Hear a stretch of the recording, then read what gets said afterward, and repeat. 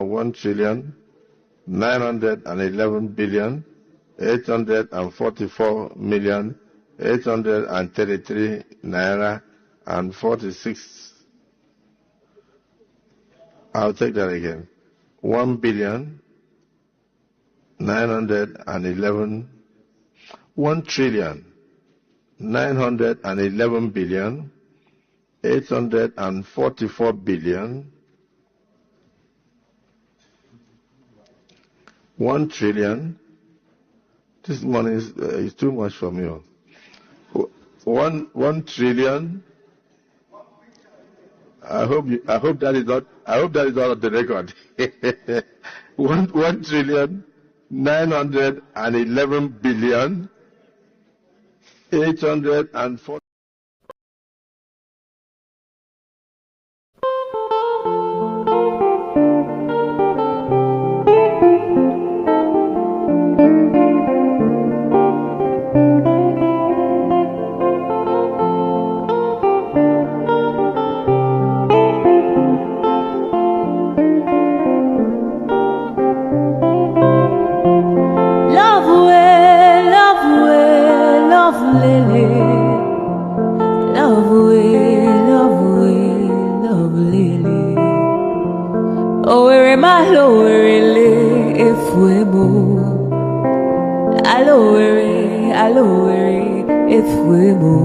I am adore lele, adore lele. Idu kwa samaka onyoma odika powder. Idu kwa samuku onyoma odika fomu. Idu kwa samishi onyoma odika pilo. Oh lo lo lo lo, aduru bwebule wakamwa iwariwo. Ice. Rosa Olerio, Rosanna Oleri, Rosanna Olerio adikadimba. Adure Oleri, adure Olerio. Adure bwebule wakamwa iwariwo. Adure lele, adure lele.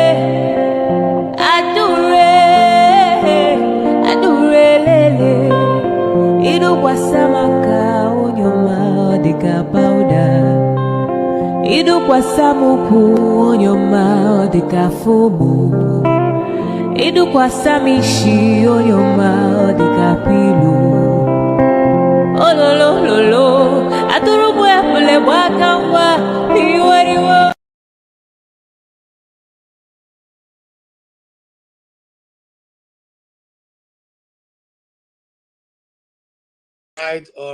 All right. Welcome to this wonderful section. We're going to continue from where Dr. Rudolph signed off. My name is KJ, sitting in for Dr. Rudolph in Dr. Damages. We are here to not only damage the conversation, but to make sure that you get something to take home, from this discussion. Sometimes we may come hard, sometimes we may come peacefully, sometimes we may come on the way you may not understand. Sometimes our guests may give you views that you have never thought about. You've not thought about it before. It may be strange, but listen, it's their view, and we respect everyone's view here on this program. And just like that song that introduced us to it, she said, "Oh lo lo lo, atru bweble bakangwa." The atru that has a ble, no get pikino. Is that the situation in Nigeria right now? In Nigeria was atru and without a ble, I was akangwa now. I will now become like what's that word? Like iron, Basira Kala. Well, whatever you may say, whatever you may think, however you may look at it, however you may view it, the situation is that we are living in a very, you know, terrain, we're very uncharted terrain where we are going through, and things are getting wonderful every day in Nigeria. So today is going to be another discussion on what is going on in our nation and how we see it. But largely, we're going to be paying attention to what Dr. Max brought to the table today. And several of us have been able to express our concern with the discussion as it went. Some are in support, some are not so in support, but that's the reason why we are here in Dr. Damages. You are your view is allowed, and we may not all agree, but it's your view, and you are entitled to it. I have behind the stage with me here, Comrade Omo Roye, who is also a very, very wonderful, very important, very highly respected member of this community, and we respect his views. You may not agree with him, you may not even agree with his style of speaking, but that is his style, and we must give him salute for that. Welcome you, sir, to this panel this evening, and you have followed our brother, Dr. Max. What's your general view? Let's start from there. What's the general view of what Dr. Max was able to put forward today? Yeah, thank you, Mr. KG. It's good to be with you again, man. It's always a delight being here, to rub minds. Greetings to our esteemed viewers across the globe and the fellow panelists that will come aboard later. I want to first of all say he was expressing his individual opinion. Was he trying to impose it on everybody? So, like every historian, if you give them the opportunity to air their view, you always have their own perspective. It's like what they say in law. If you put 5 lawyers in a room, they will have 5 different angles on the same issue. So, same thing with history. Depending on who is telling the story, depending on whose side of the divide it belongs to. So there is always that element of we like to call it bias. You might not necessarily call it bias. They're always tinted towards one thing or the other. They're viewing it from their own angle and the information at their disposal. So that does not make them perfect. That does not make it a holistic truth. It doesn't make it a universal truth about the subject.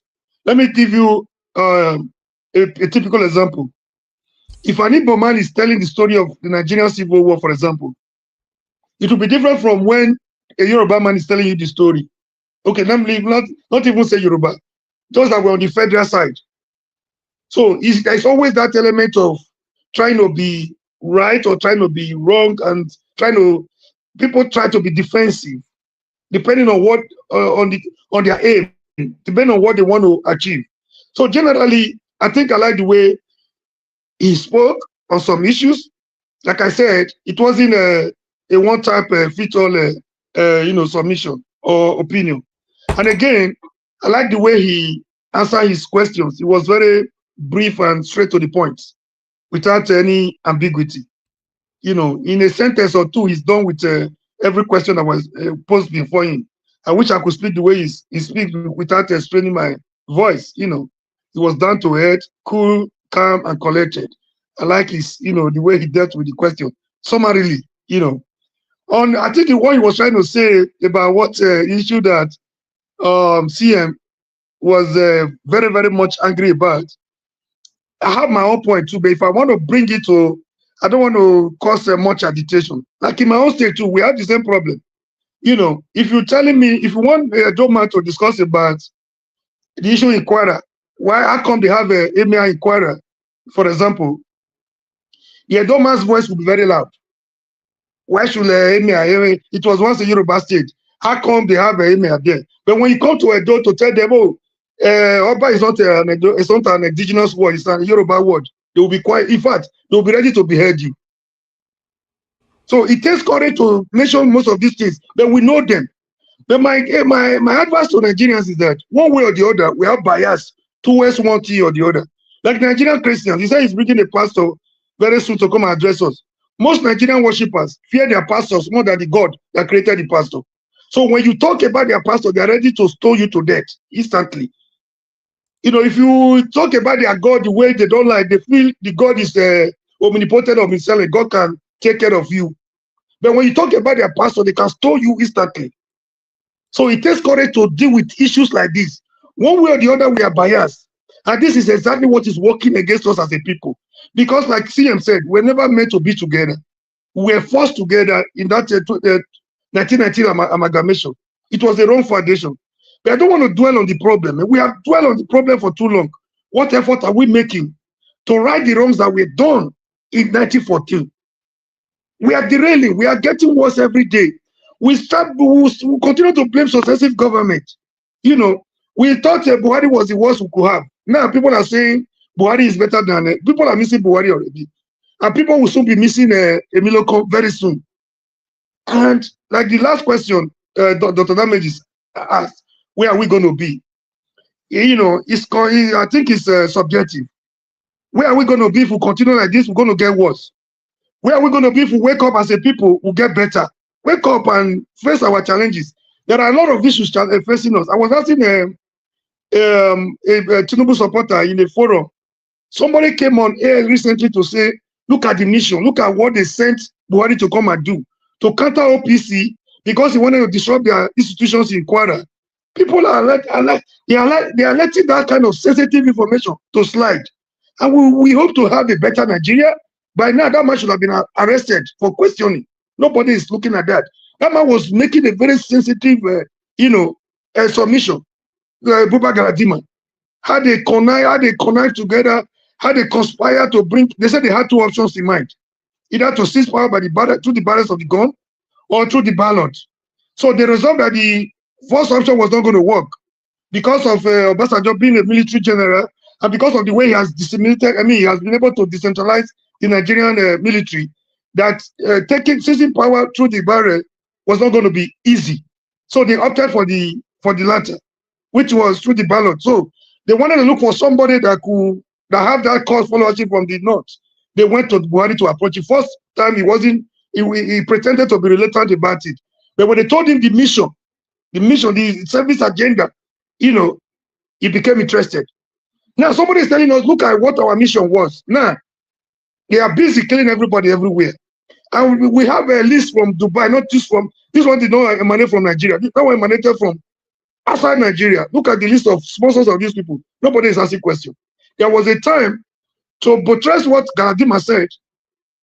The Boko Haram people were ready to negotiate with the federal government. Do you know who they appointed as their sponsor, as their middle person? Was this same Buhari.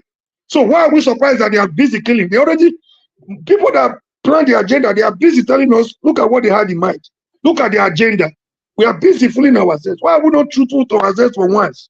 When do we have the courage to speak the truth to ourselves so that we can liberate ourselves from this mental slavery? If we continue the way we are going to get worse. Only a revolution. We walk up together, unity of the people, come together. If we want to divide, I'm not against division, if that will make us better. The man was actually trying to let you know that I have two people here. Sorry to say this, though. My Igbo brothers will not be happy. I have two people here.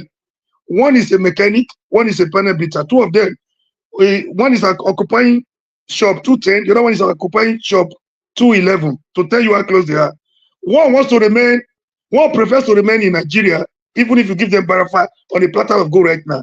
And the other one wants to go with Biafra or nothing. And one does not see the other one as a fellow Igbo brother. He wants to tell you everything that makes that one inferior. I think those were the thing. I have another friend here. He had a beautiful girl he wanted to get married to. Beautiful. This guy too, if I tell you as a man, the guy is handsome, you will know what I mean.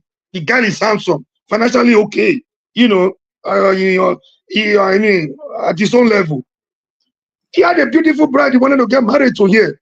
They were cool, they were, in love. Only for the girl to come back from Nigeria to say, my parents said we can't get married because we are from so. They are both Igbos. And the boundary is not even up to 10 miles from each other. It's not even up to 5 kilometers from each other. So I think those are the things we need to deal with. Like what I said about my Edo people. Now people are not happy. They want to take my picture and send it to the palace so that they can do something about me. We have them everywhere in our traditional system, in our religious system, in our political system. No, I mean we are not true to ourselves, and we cannot continue the way we are going. We are deceiving ourselves. We are a bunch of hypocrites. We cannot continue like this and expect a better Nigeria. I will stop it there so that somebody can have his or her shot. Thank you. Okay, thank you so much. I also have with me the Grandmaster himself, the man called Forefathers. Yes, Forefather, you are welcome. And sorry, I don't know what happened. The stream, I don't know whether I went Rudolph logged off, everything just went. I don't know. I can't explain what happened, but we lost the earlier stream, so I had to start another one. So I hope people can be able to pick it up. Yeah, go ahead, sir.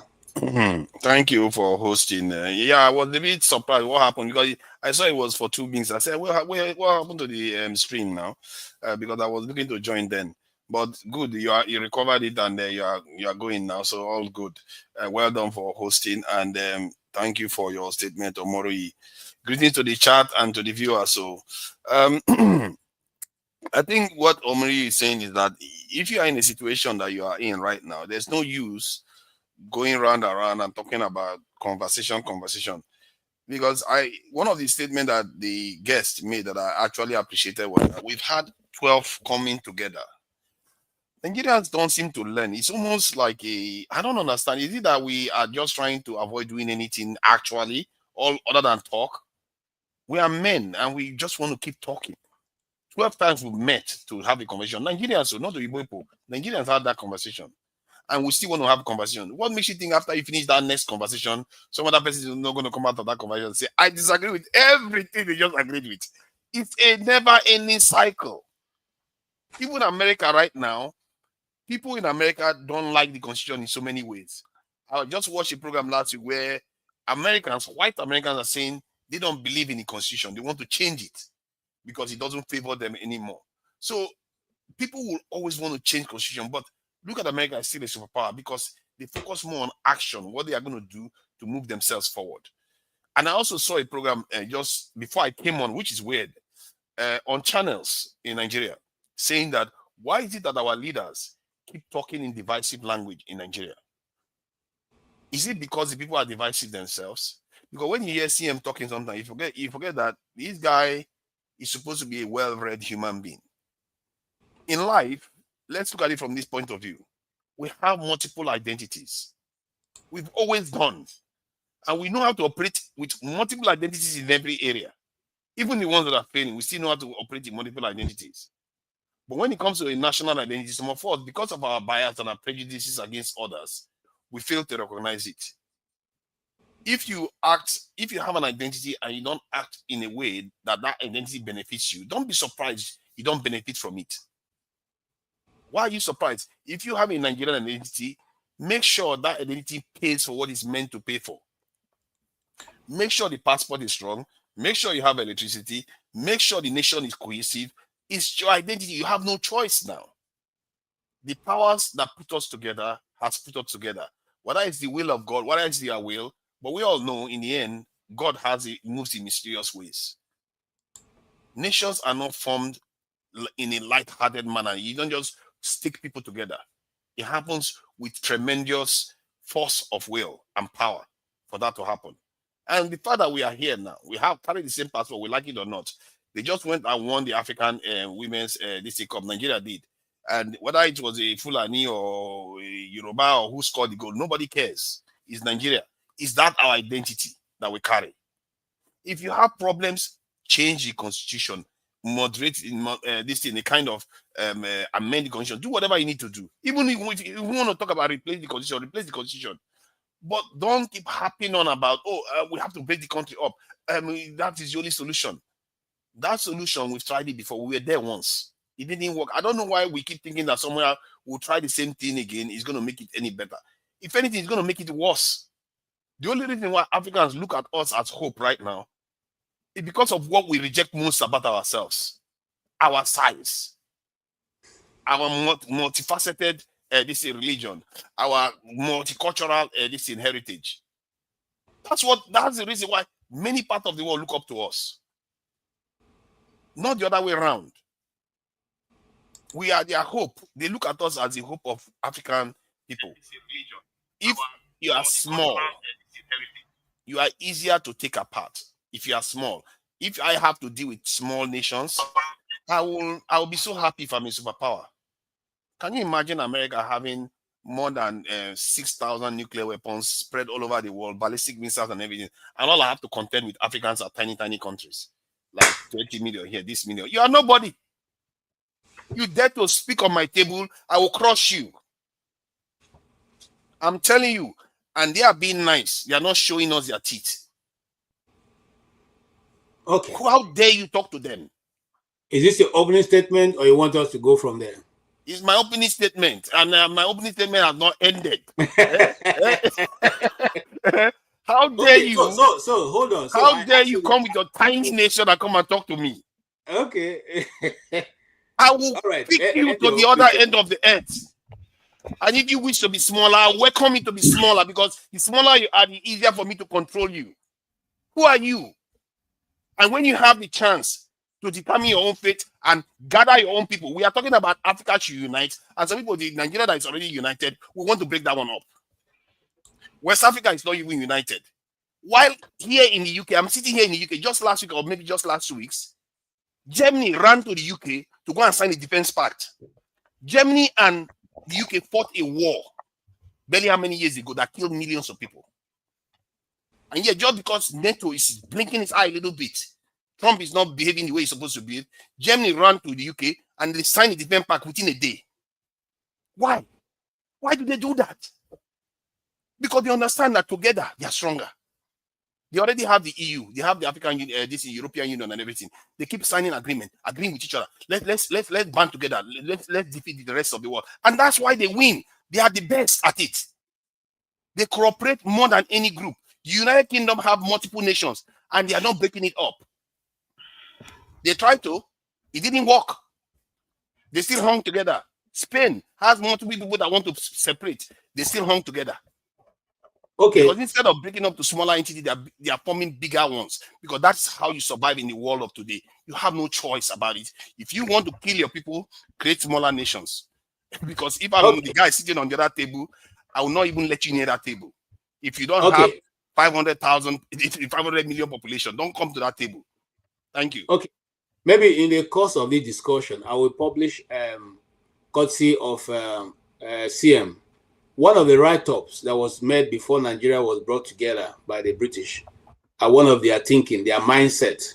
Because it seems that sometimes when we talk about it, it's because we are the ones they've termed the separatist people. So sometimes the argument don't go down well, as if we're trying to do something that's not in the first place original. But I'll leave that. We'll come to it. And then bear in mind also the question that Dr. Rudolph or Dr. Damages left with us before leaving. What will Nigeria look like in the next 100 years? Going by what we see on the ground now. While we talk on this topic, let's put that in mind while we're talking. What will we be doing differently in the next 100 days? Bearing also in mind that all of us in this panel will not be here in the next 100 years. At that time, even our grandchildren would have been taking over Nigeria if Jesus had not come. What will it be like when that time gets there? Welcome, Okpobolo 2028, the man who wants to promote the best governor in the Midwest. Yes, sir. You see what I mean? If Okpobolo can be governor of Edo, Siollun will soon be governor of Lagos State. How do we move forward with this kind of people? No, MC Olomo will be too great. It will be that guy, what they call him, that guy who sings in Yoruba language. Portable. It will be Portable. Portable will be best. These are the kind of people, they read a lot of books, but it doesn't shape their opinion. Thank you. I don't want war today. Yes, sir. All na politics. Yeah, point of correction. Monday Paulo is the best governor in the country, not in the region. All yes. Right. See, I think, look, I say, when I listen to all the conversation, everybody, even myself, on the low, but I just can't help than to just smile. We are actually making progress, right? We are, for the fact that we have different view about how the country should be, right? That's another thing. But the fact that we are having a conversation about it, some countries they know they see eye to eye, but the people they live in the same country. So as far as I'm concerned, this is a nation. We are building a nation. Whatever is going to turn out 100 years, this is it. We are always contributing our own. The next generation will come, maybe they will put it to action, right? So 20 years from now, if 10% of us find ourselves in the National Assembly, these are going to be the debates.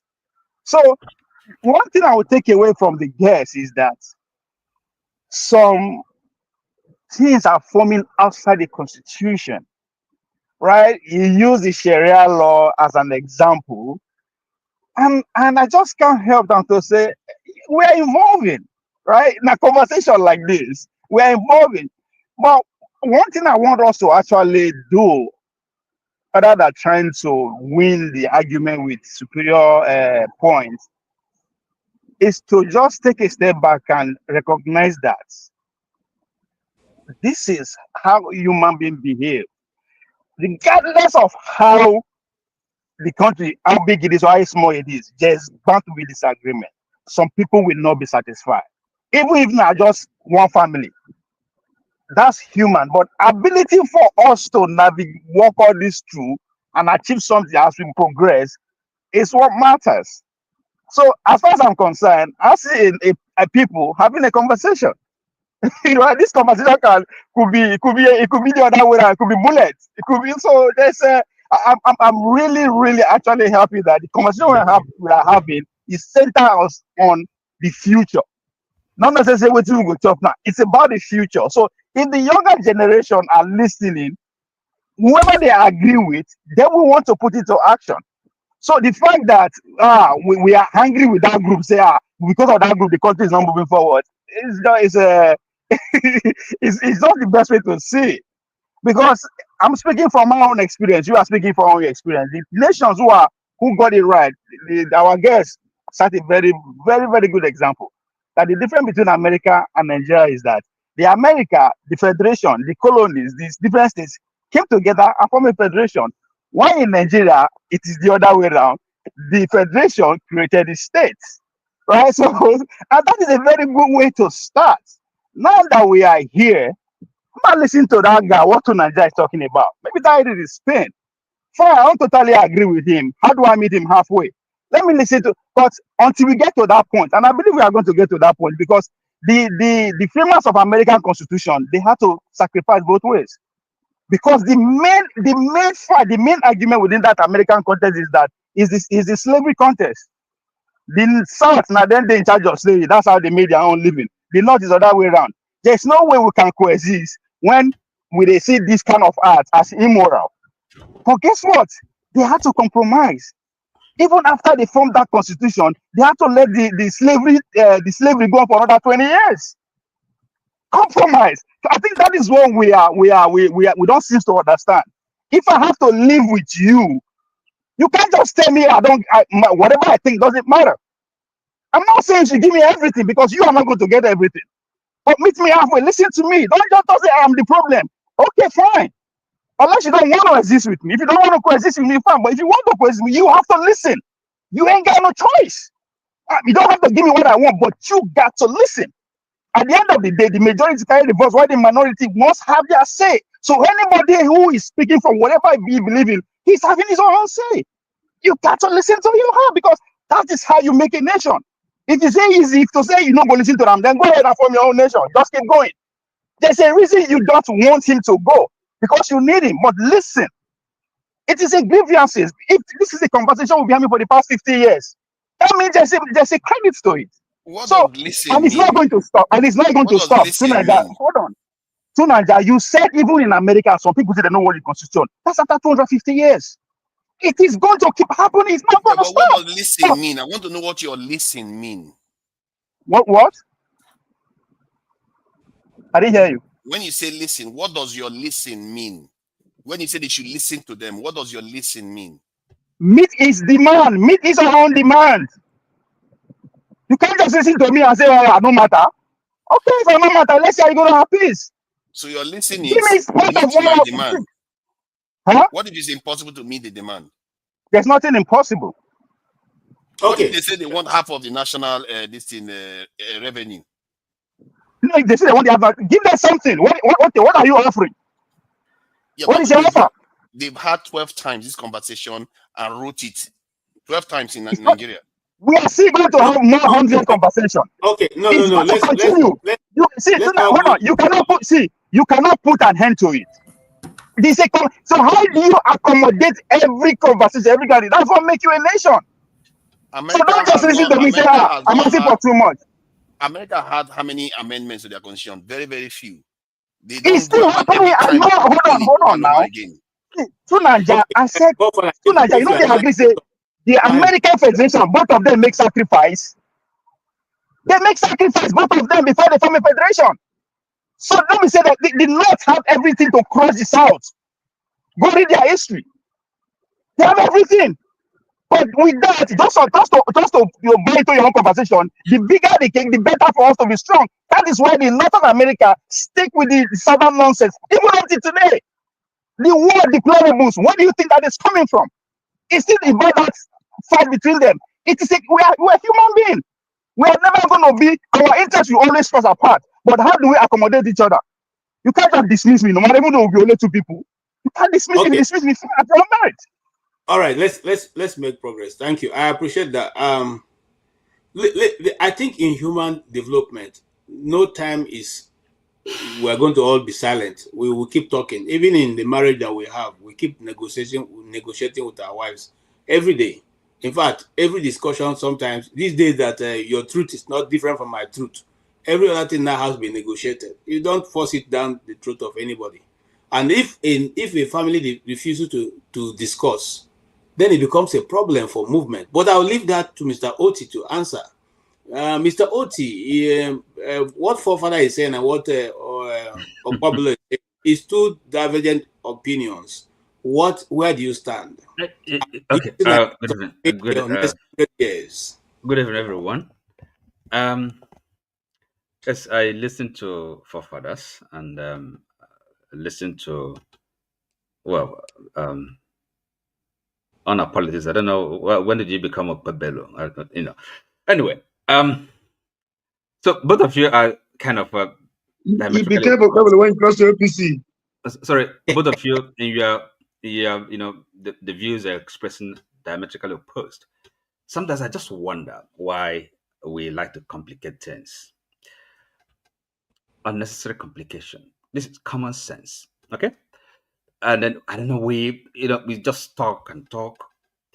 Now honor politics is telling us that yes, keep on talking on ending. Talk is good, there's no problem with that. But the question is, that talk has to be directed. I mean, solution directed.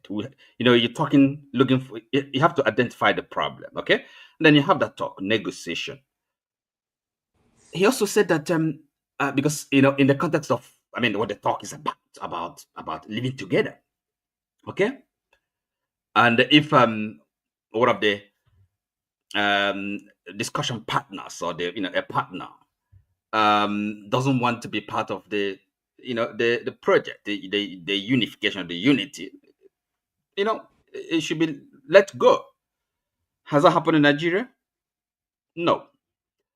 So forefathers, on the other hand, is saying, oh, we've talked too much, 12 times. We should not stop talking, we're talking, And then he said something. Oh, nation building is something, it's a serious business. There has to be, force of will. So I ask you, forefathers, whose will? Whose way? Who's gonna force that unity? So unity by compulsion.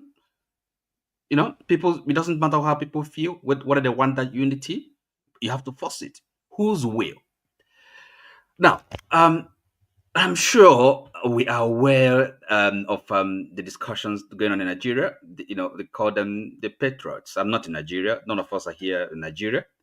But we know what's going on in Nigeria. Serious business and discussions taking place in that country.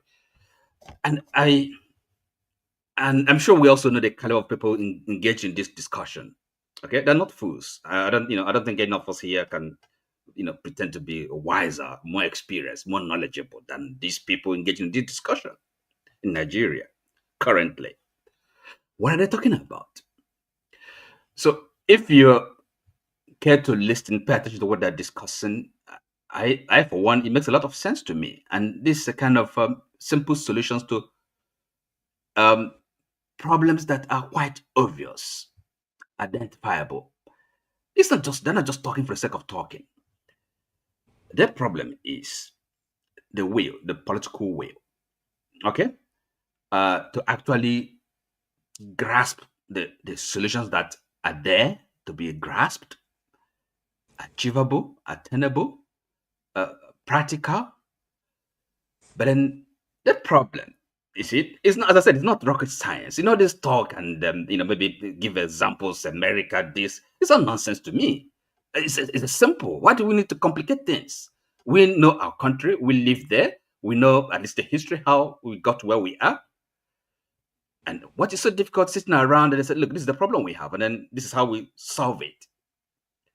We've had 12 of them. Hold on, excuse me. You insist on unity, on cohesion. It's not by force. Okay?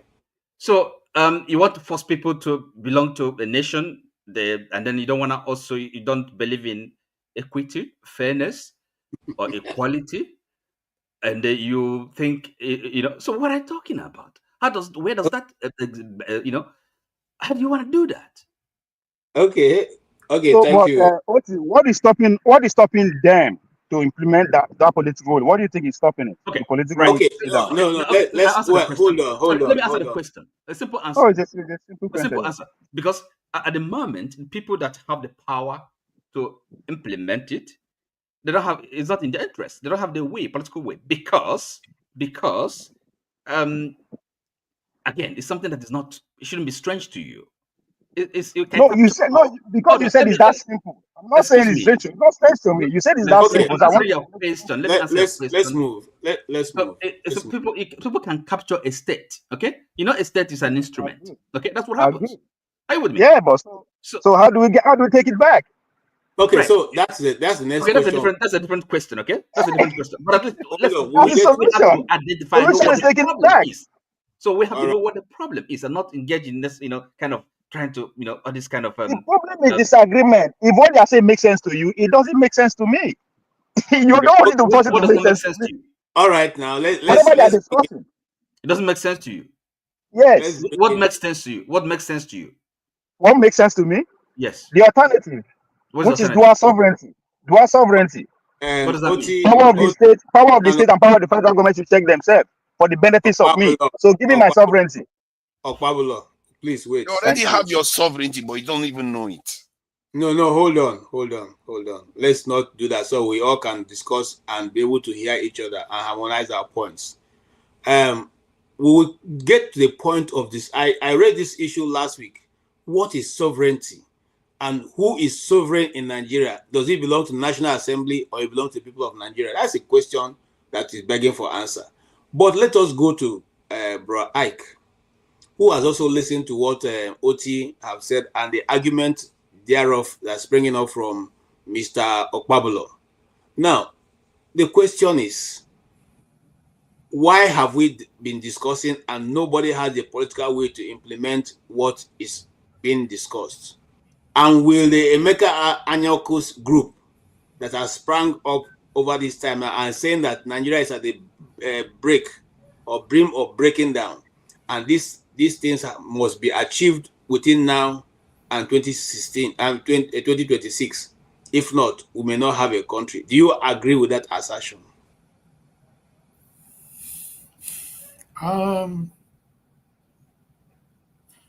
JJ, the thing is,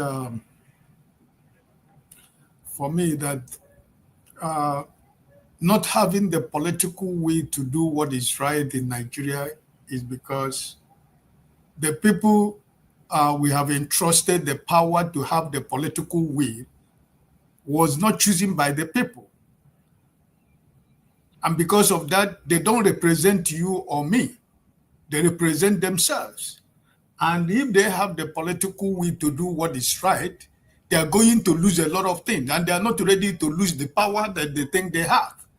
They are not ready to lose their personality. They are not ready to lose the position they think they occupy in the society, either in their community, in their towns, in their cities, and in the country at large.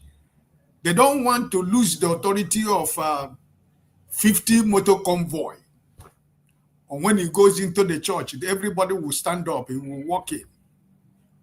Or today, as they are holding umbrella for Mr. Wike as rain is falling in Abuja, those are the things that they are not ready to lose. And that's why they don't have the political will to do what is right for you and me, right? So, but at the same time, people like us, we don't listen to what they say on national televisions and what they preach to us, because we know that what they preach to us in reality is not what is done and what they are doing. Because if they are doing what is preached, probably me and you will not be here talking about the way forward for Nigeria. So not having that political will is based on the fact that, because, like first thing I said, and also secondly, also I believe the second thing is because they believe that if they do that political will, they believe that they are favoring some people, and those people they think they are favoring, they don't want to favor them, and because of that, everybody keeps their political will and the political power to make the right decision. So like Oti was saying, not having that political will to do the right thing, you have forced people to live together, not even on their free will. Because I'm telling you, as we are talking about, if there is a referendum today that is done in Nigeria, free and fair and credible referendum, Nigeria will divide into 50. Because people want to have their freedom, because we don't have a country called Nigeria. So, and because if we have those countries, these people will lose their relevance in the society. They will lose their political power that they think that they have, because Nigerians have accepted to believe that they have the political power. Just like Ovie was talking about sovereignty, what Ovie said is true. We are not free. We are not sovereign. We don't have the sovereign. They will claim to have. Forefather jump in, said you have it already, but you don't know, right?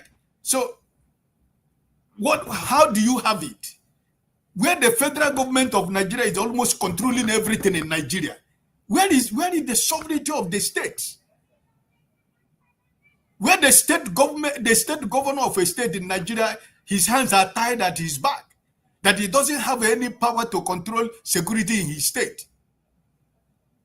So where is the sovereignty? The sovereignty of somebody sitting in Asorok, and every problem of Nigeria is in his table. Even the one that are not supposed to be in his table is under his table. So I don't know where the sovereignty comes from. So I just believe that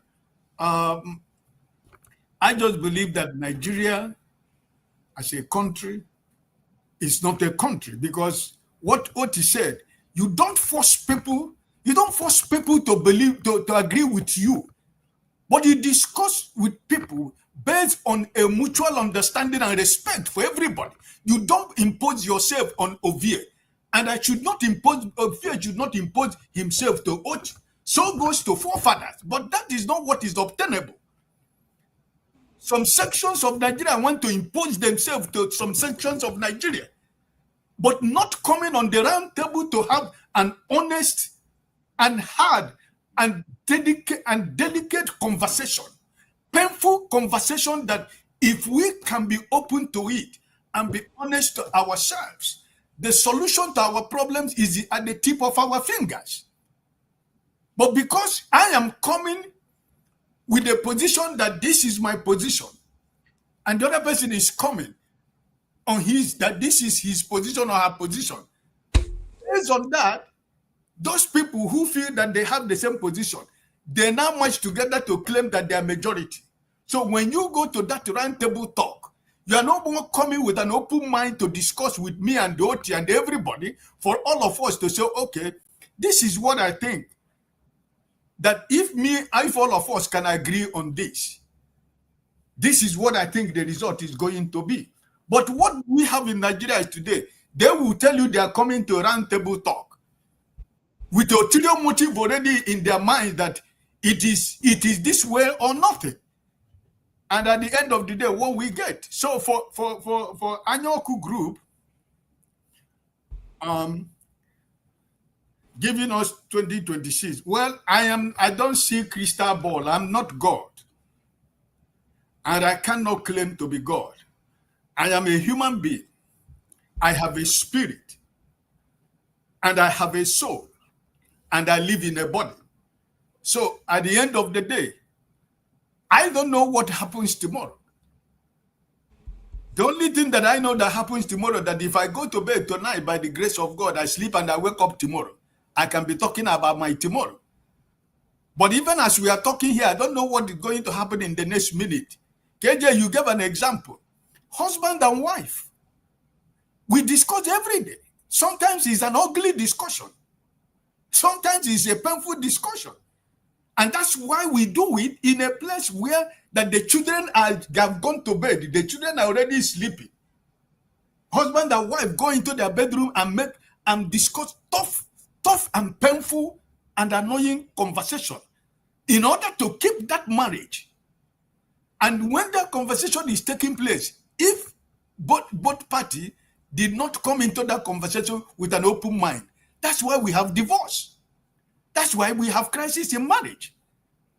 But if both parties come into that conversation with an open mind to say, I am sorry, I recognize, now I remember and I recognize what you're saying. I am sorry for what I did. And the other person said, I accept my mistakes and everything you said is true. Then, when we all agree together, we say, okay, which is the way forward? All right, thank you so much. I appreciate your contribution, bro. Now, I want to go, hold on, Moire. I want to take a different turn in this very conversation we're having now. So we're going to go very quickly, and we're going to go through yes or no, and then I'll come back and I'll tell you the reason why we're going in that direction. All right, Dr. Marx raised a lot of issues, and one of which is that Nigeria, we cannot, if we tinker with it, perhaps we will not get the required result. I want to find out something so we can move in a direction. And what the direction I want us to move is if what can be done now, looking into the future from where we are now.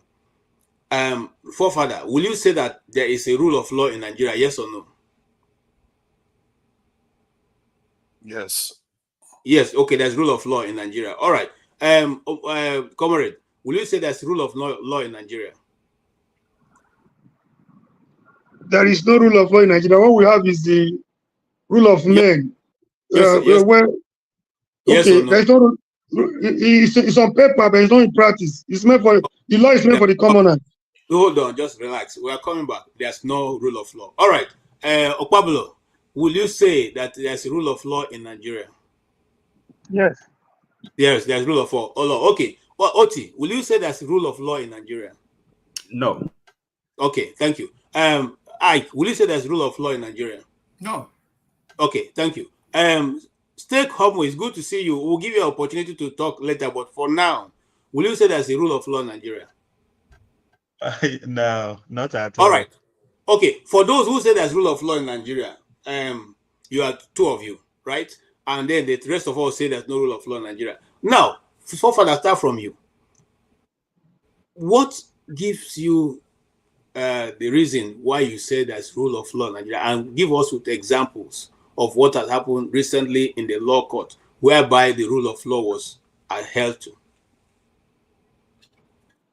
Just because elites get away with stuff doesn't mean, by and large, thousands of judgments that are passed every day is not based on the rule of the law of the nation.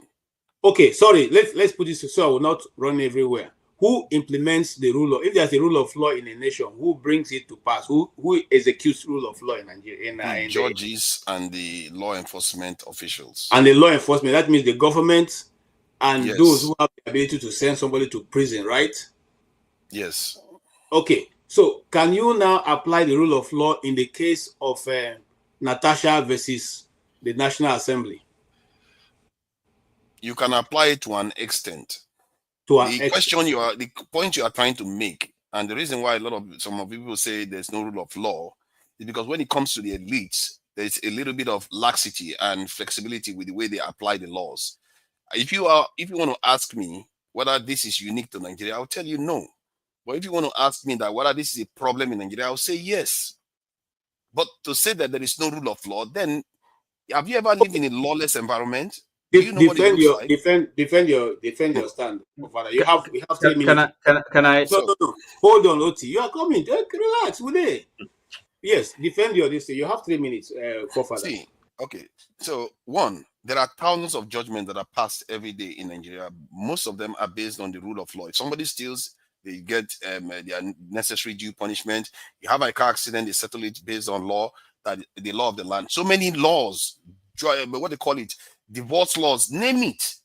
The idea that there is no rule of law in Nigeria is just crazy. 200 million people will go crazy without any order. There is. And this is one of the problems people have when they say there's no rule of law, because they don't understand that there are a lot of people doing good work out there in the country, keeping the country going while we pretend as if there's no rule of law. When we say there's no rule of law, we are talking about the top. The people at the top. That's what we are truly referring to. That they operate with impunity, they rig elections and they get away with it. Yes, that is true. But is that unique to Nigeria? It's not unique to Nigeria. The problem is that our own constitutional order. The problem is that our own rule of our own impunity at the top doesn't lead us to any progress. Trump is operating with that crazy impunity right now. But he's an ex-convict, for crying out loud. He's ruling the country. And yet that country may still progress. Why? Because there is something that they do that we don't do. We have given our rights away to progress, to determine our fate, to other people to control. Most of our nation, we are not controlling ourselves. That is where our true problem is. The idea that there's no rule of law. If you see where there is no rule of law, you will know. You will not even land. There will be no airport to land. They will steal everything from you immediately. The gangs that you're going to meet at the airport. Who do you think is keeping the gangs away? Okay, I don't know if you want me. It's only goes from heaven. Okay, thank you. You've expanded your 3 minutes. Yes, comrade, your turn. Yeah, I think thank you, KJ. This is a very vital information. I think we're missing something here. People are just shooting from every direction without knowing what we're talking about. The rule of law, first of all, we'll start from the basic, the definition. The rule of law means application. It signifies, it's a principle that signifies that all persons, institutions, entities within a territory are subjected or accountable to the law. And it's a principle that gives you, that tells you that no man is above the law. So that if you talk, you know what you're talking about. And you sleep and wake up does not mean we're operating under the rule of law. So if some people are above the law in Nigeria, the law is made for the common man. The man that steals a goat goes to prison, he can remain in detention for 10 years without trial, 20 years without trial, and the man that has just stolen 100 billion, he sees as forgiven because he's of the APC. I don't know what you understand by rule of law. And that takes me back to the point Mr. Ike was making earlier about the sovereignty. He was talking, he made some very valid points, but he was ascribing the sovereignty on its own refers to supreme authority within a given territory. It signifies the power of people to govern themselves without external influence. So he was ascribing your sovereignty that's supposed to belong to us, that we have failed to utilize to the maximum. You are ascribing it to certain individuals because we have not done what we're supposed to do. They take advantage of you. It does not mean there's no sovereignty. There's sovereignty, but we're not utilizing it. Thank you. Thank you. All right. Yes. All politics. I don't like to call that name because he passed that bubble. There is sovereignty, but there's no rule of law. I'm confused. There are two different things. There are two different things. Don't come here with your. Hold on. They're not the same thing. Don't go far. If you want to counter, let him counter me. If he's confused, then it's my turn. If he's confused, then it's my turn. Then you can leave him. You can pass him. If you don't want to say anything. Hold on. We have enough this thing. Go ahead. I own politics. Your time starts now. He's confused. Oh, no. Don't hurry. A matter of speaking, he has his points. You see, if you don't want to listen, allow other people to listen. I never said sovereignty and what do you call them? Rule of law. I never said they are the same. I just said I am confused that yes, there is we have sovereignty, but we don't have rule of law. So that's why I say I'm confused. I never said they are the same. It's read along the line. Now, I campaigned, I brought the issue of sovereignty. I did not say, I said dual sovereignty. People should listen before, don't listen to just to argue. There cannot be dual sovereignty. Sovereignty belongs to the people. You can't use your idea and create another sovereignty. No, let's be straight here. Enough of this. Comrade, we have plenty. We have long way. We are adults. We are adults here. You spoke. Okay, I allow you to speak. Now. Hey, relax. Time begins now. Go ahead. That doesn't mean I agree with everything you said now. I'm not speaking here because of you. So when I say dual sovereignty, see, we need to understand that what we are practicing is not divine. It's not out of the blue. We are following a blueprint that is already out there, which is the United States Constitution and how it governs itself. Can disagree you want. That is exactly what we are copying. Yet it is not dot to dot. But I think we need to understand this idea where constitution they come from, because they'll say that there's no law, but that means there's no constitution. No country will deal with us. I have my passport. America accepted it because yes, I'm coming from a country that has the rule of law. That's by the side. When America getting their independence, the fear was the colonies are not too strong enough because all that foreign nations are still hanging around. The Spanish are still occupying Florida. In fact, 12 years later, British has to come back. So it's a part of that fear that they assembled in Philadelphia. 6 months rigorous debate. They went there to alter the constitution, to amend the constitution. But they came out with a brand new constitution. That is when the work began to begin bringing all the colonies into the acceptance of that. You have to persuade them. You have to give and take before they accept the new constitution. Because when they ask Lincoln, what will you give us as a people? They say, is it federation or monarchy? Is it a republic or monarchy? We give you the republic if you guys can protect it. Now, the argument there was dual sovereignty because everybody is different. New Yorkers are New Yorkers. Rhode Islanders are Rhode Islanders. They don't know themselves. Until the Civil War era, the New Yorkers believe that they're New Yorkers, they're not Americans. But what is because they have to now say, as a New Yorker, the agreement was the sacrifice they made for themselves is that as a sovereign individual, in order for your rights to be guaranteed, it is better when you have two forces fighting over you, which is where the state sovereignty come from and the federal government sovereignty come from. Up to today, Americans don't elect their president directly. States do. Sovereignty does not belong to the state, to the country. You're misleading people here. You don't decide it. Sovereignty belongs to the people, not the state. What is he talking about? If you keep interrupting, we'll not have this debate. We should, in as much as you don't want me to interrupt him, we should not mislead our audience. They cannot come here with their own innuendos every time, and we just accept them hook, line, and sinker.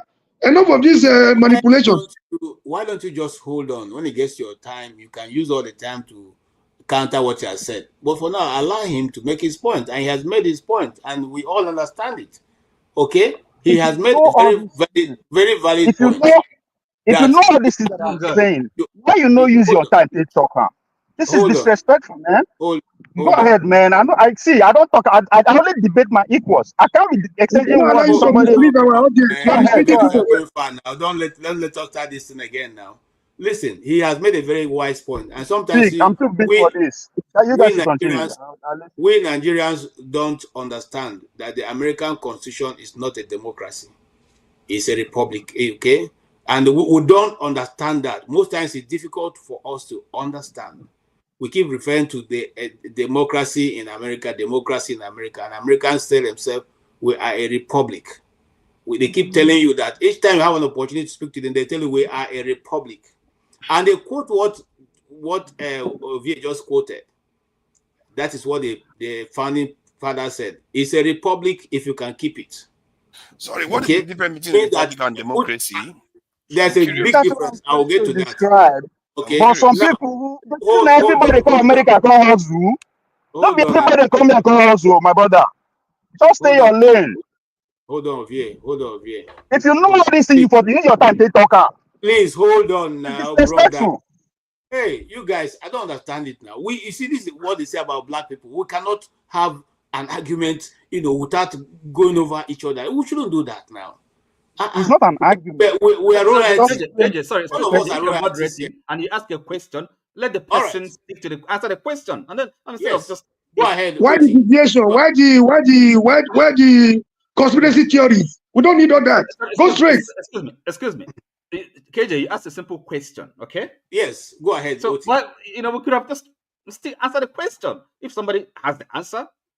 Now, listen. I thank Mori, okay? Because I don't think I can, even answer the question better than he did. Now, the rule of law, okay, we don't have it in Nigeria, and you see, first of all, you have to have a constitutional order. Let me refer again to him, because it means rule of law that every authority, legislative, executive, including the judiciary, are subject to the law, right? So in now Nigeria, we see the House of the Legislature, Senate, how they well, I can give you concrete examples. The trial of Nnamdi Kanu, for example, okay, and the Nigerian government, have they obeyed the law? Okay. What the president did in River State against the Constitution, clear principles of the Constitution, is that obedience to the law, obeying the law? We see, of course, how the Senate behaved when the Constitution clearly, provides that they have to have a vote. A vote, not a voice vote. Yes, a voice note. Okay. So in an environment like that, is it because there are, no wars, because you can travel, land in a country, and then you take that country to be governed by the rule of law? No, that's not it. Okay. Or maybe because the little people are subject to the law, are punished, but not the big men, the people you call elites. No, there's no rule of law. So these things are qualitative, and then there's no point kind of talking about the extreme case.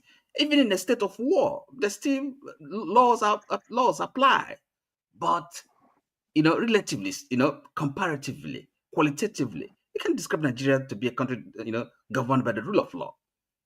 There's no way. I mean, So can you sue your president? Okay, he may have immunity, but really, can you? Does he think he's subject to the law? And then he goes to the National Assembly instead of the your president just by on his whim changes the national anthem, okay, and then goes to the National Assembly and not the national anthem, but rather his own, I don't know, his mandate. Come on. This is a joke. And then somebody's telling me now that this country is governed by the rule of law. You're not serious. Did you listen to Maria? Did you learn something? I hope you did. Thank you. Thank you so much. All right, so let me add a little bit, one more block to this question. Can I have my time now? Oh no, you had more than 5 minutes. I wanted you to speak, so just hold on.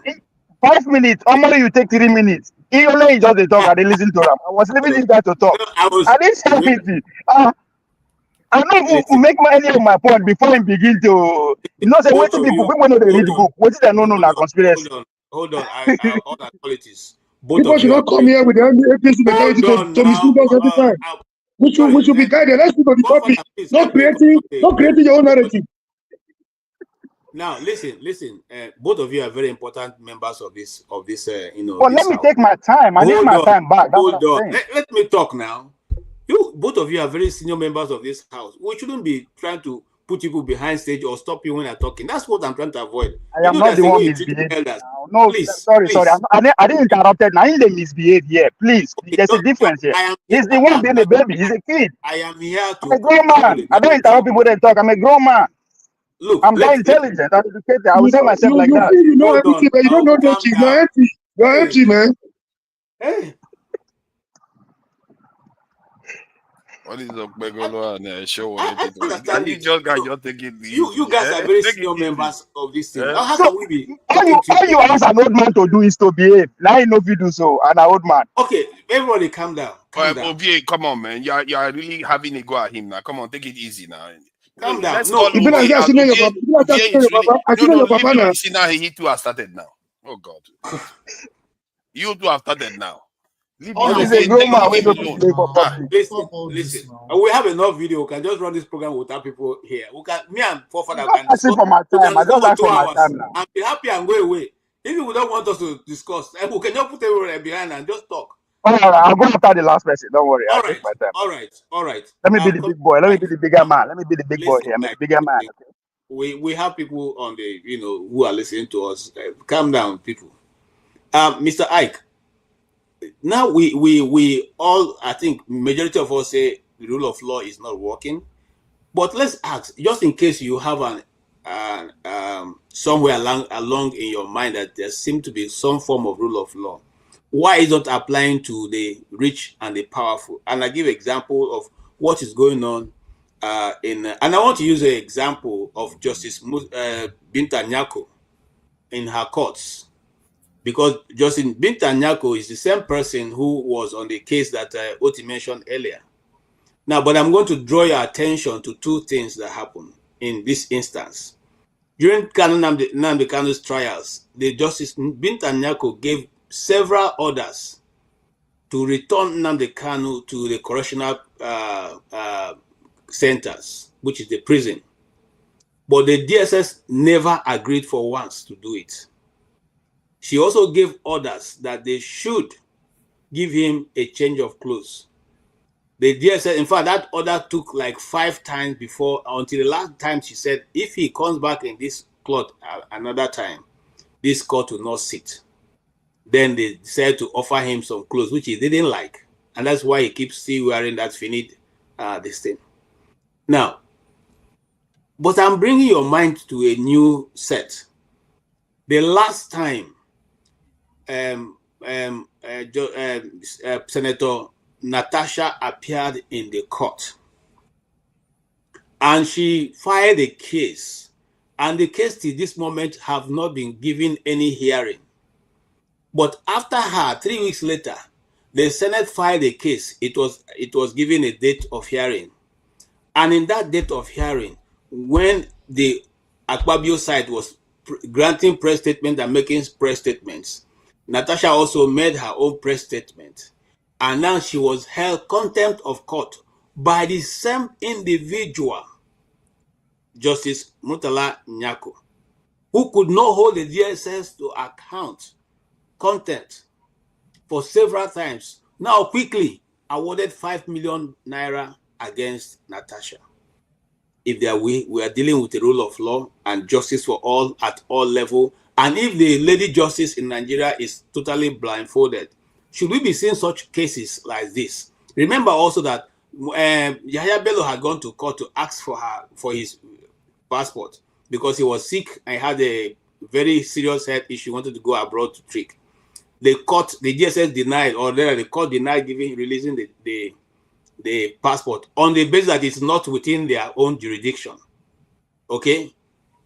2 weeks later, or less than 1 week, 2 weeks later, Yahya Bello marries a new wife in the same country where this is happening. So look at all this thing holistically. Will you say that we are actually running a country that rule of law matters to anybody? Absolutely nothing. No. I wanted to, before I go to your, I want to ask forefathers. He's living in London. Forefather, just in 30 seconds or 40 seconds, why did Boris Johnson lose his premiership in Britain? What was the reason why he lost? The party voted him out. The what? His party voted him out. I know he has a party, but what was the reason why he lost the election? Because he lied to the people. That his popularity came down. He lied to the people. But he's done that before. He lied to the Queen, but they forgave him. But they chose this time to remove him. So that's what happened. They replaced him with another prime minister, the removal of Boris Johnson. Okay, you have answered. The removal of Boris Johnson, is it only because he lied, or because what happened during the COVID? It has something to do with COVID also? Yeah, he lied about the COVID. He lied. Okay. He's also made that, but the COVID one is the most damaging one, because he also lied to the parliament. Okay, thank you. That's a country governed by the rule of law, where there is no respecter of persons. That's where you live. But in your own country, Nigeria, you are claiming there is rule of law. Just this simple example that KJ gave. And also in the same country where say there is rule of law, the Minister of Federal Capital Territory, what he is doing with the lands in Abuja, and standing before Nigerian television, before the world, and said nobody can do him anything, and no court, no judge can try him. That's your country. That's your government. So, for you to say that there is rule of law in Nigeria, where somebody that stole a chicken was sentenced to death, the politicians who steal billions are given chieftaincy title in Nigeria and are left to walk free. For the sake of the governor of Osun State, who saved the young man who stole a chicken, he was sentenced to death in Nigeria. And your political elite and those who are claiming to control the country, the destiny of Nigeria, all of them are walking free in Nigeria. And you say that there is rule of law. The policeman who is at the checkpoint, what is his primary responsibility at the checkpoint? He will do his own work, do the work of the road safety, do the one that is not even accounted to him, all in the name of the uniform of Nigerian police that is wearing. In Nigeria, when the red light show, some will stop. The politicians will drive with their convoy, even with the red light on, And if you drive, if you're unlucky, you drive past, you are arrested and probably imprisoned and sent to prison. So I say it everywhere. If we keep playing politics with what is going on in your Nigeria, because you have a vested interest in whatever area of Nigeria you think you have invested interest, I want to remind all of us that is here. Everything I say, every word I speak, whether I am honestly saying it because that's what I believe I understand, or if I am intentionally saying what I am saying, which whichever one I am doing, there is a day of reckoning for Brother Ike. I am going to receive in millionfold what I have said. So there is no two way to get around it. We can pretend all is well. We can quote laws that every time we want to talk about Nigeria, we bring America, we bring France, we bring Germany, we bring Sweden, we bring every countries of the world. And each and every one of us are living in those countries. Where you know, if there is a place they say you don't drop waste bin, you don't drink a bottle of Coca-Cola you drink, you don't drop it anywhere. And when you finish, you go there and you drop it. But when you go to Nigeria, when you finish, you kick it like football. It doesn't matter. Okay, thank you, Ike. Thank you, Ike. I'm coming back to you. Please hold on. Today we're going to have a debate. It's not going to be every anyhow and anyhow. No. In fact, what the last statement you made, I just learned a very easy lesson. Some days ago outside my house. I had done some cutting of the flowers and trimming and all that, and I put it in I drained it properly inside a polythene into these big waste bin bags, and I left it outside, and then here come the people who are picking stuff, and they came and they were going, no, go, hey, come back, man, what are you doing? This one, he said, oh, no, we're not touching that. I said, what do you mean not touching that? It's not in the waste bin. He said, no, first and foremost, it's in the wrong color. I say, really? Okay, let me get the color. Which color you need? Say, second of all, the dustbins that are outside, none of them have the color for that green leaf. Hello, guys. Are you understand what I'm saying? None of them outside can contain that flower that has been cut. It has to be the particular color that it must be inside for it to be carried. So these are people who they have ruled out their laws, and you must follow it. You know, get big man, you know, get small man. You know, get whether you live for upstairs or you live for downstairs or in my lady's chambers. You must follow it. When shall we get there? And that is what I'm coming to. I stay humble with. I stay humble. A forefather and one or two other persons. Is it? Yeah, they have said that the rule of law also operates at a particular level in Nigeria. KJ, please, 1 second. 1 second. Yes. Take a 1 second. The issue of the waste, you say, where I live, every Friday is my neighborhood. If you put your waste in your waste bin and it's not covered completely, if they come to your house, they will leave your waste bin. It has to be covered completely. If you put anything that will make the cover to look like this, they are not going to take your waste bin. Thank you. Thank you. It's simple. You see, I want us to understand rule of law in these simple terms. Obeying the simplest, minutest things will lead you to obeying the bigger ones. But if you can't even obey the small one as driving against traffic, waiting for traffic light, then how are we going to look like in the next 100 years as America is planning for their next 150, 250 years? We are looking at our next 100 years. How is it going to be? How will it be? Will we still have a nation that people will be, obedient to the law of the society? And then as you look at that, also look at use the issue of, okay, we'll come to that. Let's not mix them. Go ahead, sir. You have 3 minutes. You are muted. Oh, 3 minutes. Oh my God. Three. I wonder how I will compress. No, we have to go fast so everybody can talk and we all can get to a very high. So I think that the rule of law does not exist in Nigeria. I don't want us to deceive ourselves with so much theory and rhetoric. You understand? We don't want to be the smartest people in the room, by just using word salad, able to say, oh, this or that or that or that. Yeah, I know the gentleman called Forefathers is here with his, numerous conspiracy and theories and the rest of them.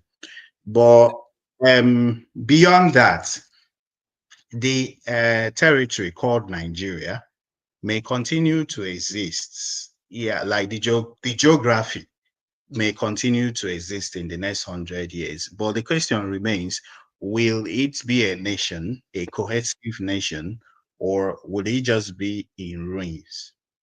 You understand? So it's really difficult to say what it will be. Yeah, but I mentioned previously that the solution, whether people want to debate it or not, whether people will come in here to give us theories about America, to give us theories about the UK or what, Nigeria is not working. Nigeria is the business venture of the British. Nigeria was crafted to favor the British, regardless of what happens to the millions of idiots as they think we are living in the Nigeria. They don't care about us. Whenever they think about Africa or Nigeria, what they just think about, you've had Donald Trump mention Africa numerous times. What he just mentions are the minerals. They just mention the mineral resources. They don't care about the human beings. The human beings in Africa don't matter to them. That's the same way the human beings in Nigeria don't matter. As we speak, you know, there are British people working in Nigeria. Every day, Germans are coming into Nigeria. British people are coming into Nigeria. British doctors working in Nigeria are paid 10 times the Nigerian doctors. British doctors working in Tanzania are paid 10 times more than the Tanzanian doctors. They are there all over the place, even in battle-ravaged remote areas of Africa. They are there. They are not just working, you know, they are also representatives of their government, you know, over there. I was discussing with someone last week, someone from Eastern Europe, yeah, and I told the person that there are British people in Nigeria. I said, "Oh no, it's unsafe, Nigeria." I said, "They are the owners of Nigeria. You know, whatever unsafety, whatever hazard is there, they were the ones that created the hazard. So they are not afraid of the hazard. You know, if you have some boys that have created some chaos in the neighborhood, say cultism and the rest of those boys are not afraid. They walk freely. Yeah, the common man, you know, will be afraid to walk in so neighborhood because it's unsafe. But the rough boys will be walking free. You see? So the territory, whether we like it or not, let's not deceive ourselves. You have studied the history of Nigeria, followed Nigeria's political trajectory and political history right from primary school, religiously, you know, bit by bit, tittle by tittle, jot by jot. And Nigeria has continued to decline. Nigeria has continued, it is unworkable. You understand? So the home truth is that the country is not working. And yeah, and we need to come together. I heard someone say, "Oh, that we have met several times to deliberate." We didn't meet. What happened is that the colonial masters and their puppets just picked few people who are loyal to them, picked few politicians to assemble in Abuja. What I'm talking about is the ethnic nationalities sending people to represent them. The Ogoni sending people, the Jos sending people, the Bachama, whatever ethnic nationality, whether they are 100, whether they are 500, whether they are 1,000, sending people that they know. These people are the people that will represent us. Even the religious organizations, whatever groups in Nigeria, sending people and them meeting together. That has never happened in Nigeria. What has happened in Nigeria during Obasanjo or Jonathan, what was that? Few politicians were selected to meet in Abuja and we are served with so diet and paid dollars and whatever. That's not the kind of meeting we're talking about. You see? So the okay.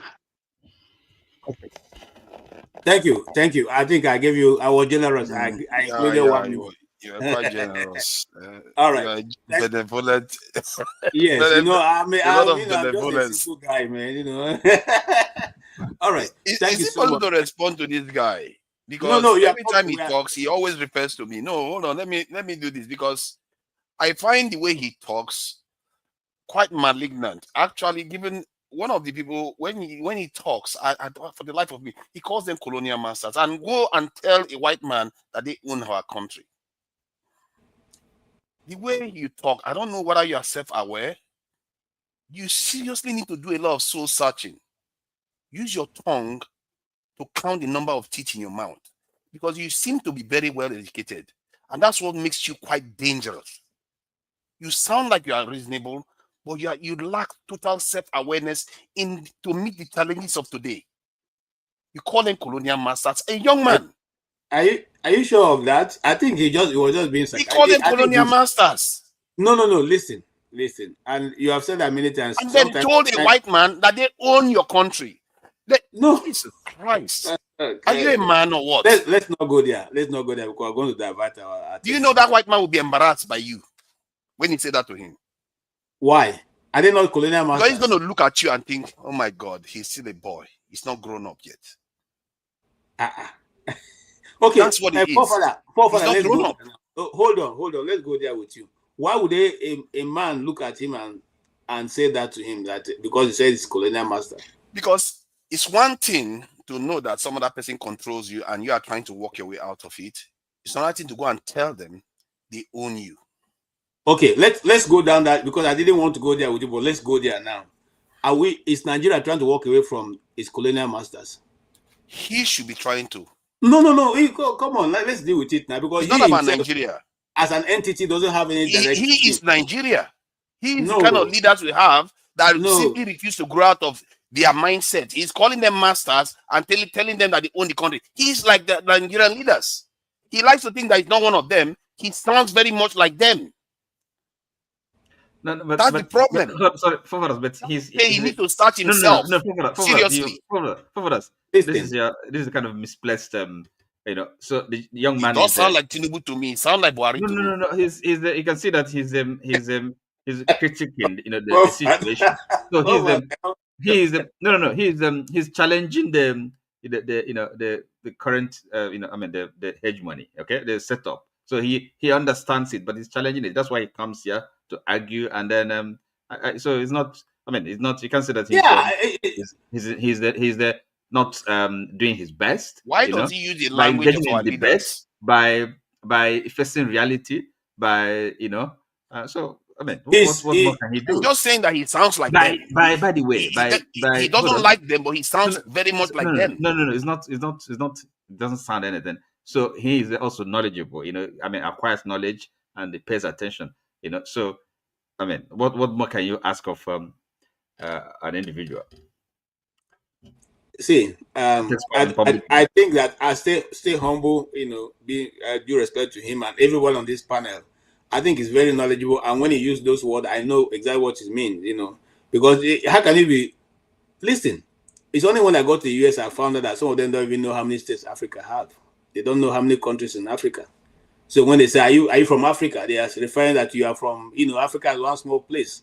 And then when they say, Africa has 54 states now, 56 states, they say, like, what? What do you mean? Okay, 54 countries? How? So these people, much as we think, or much as we used to believe that they know, don't know nothing. So when you use such a term, they themselves know that you are mocking them.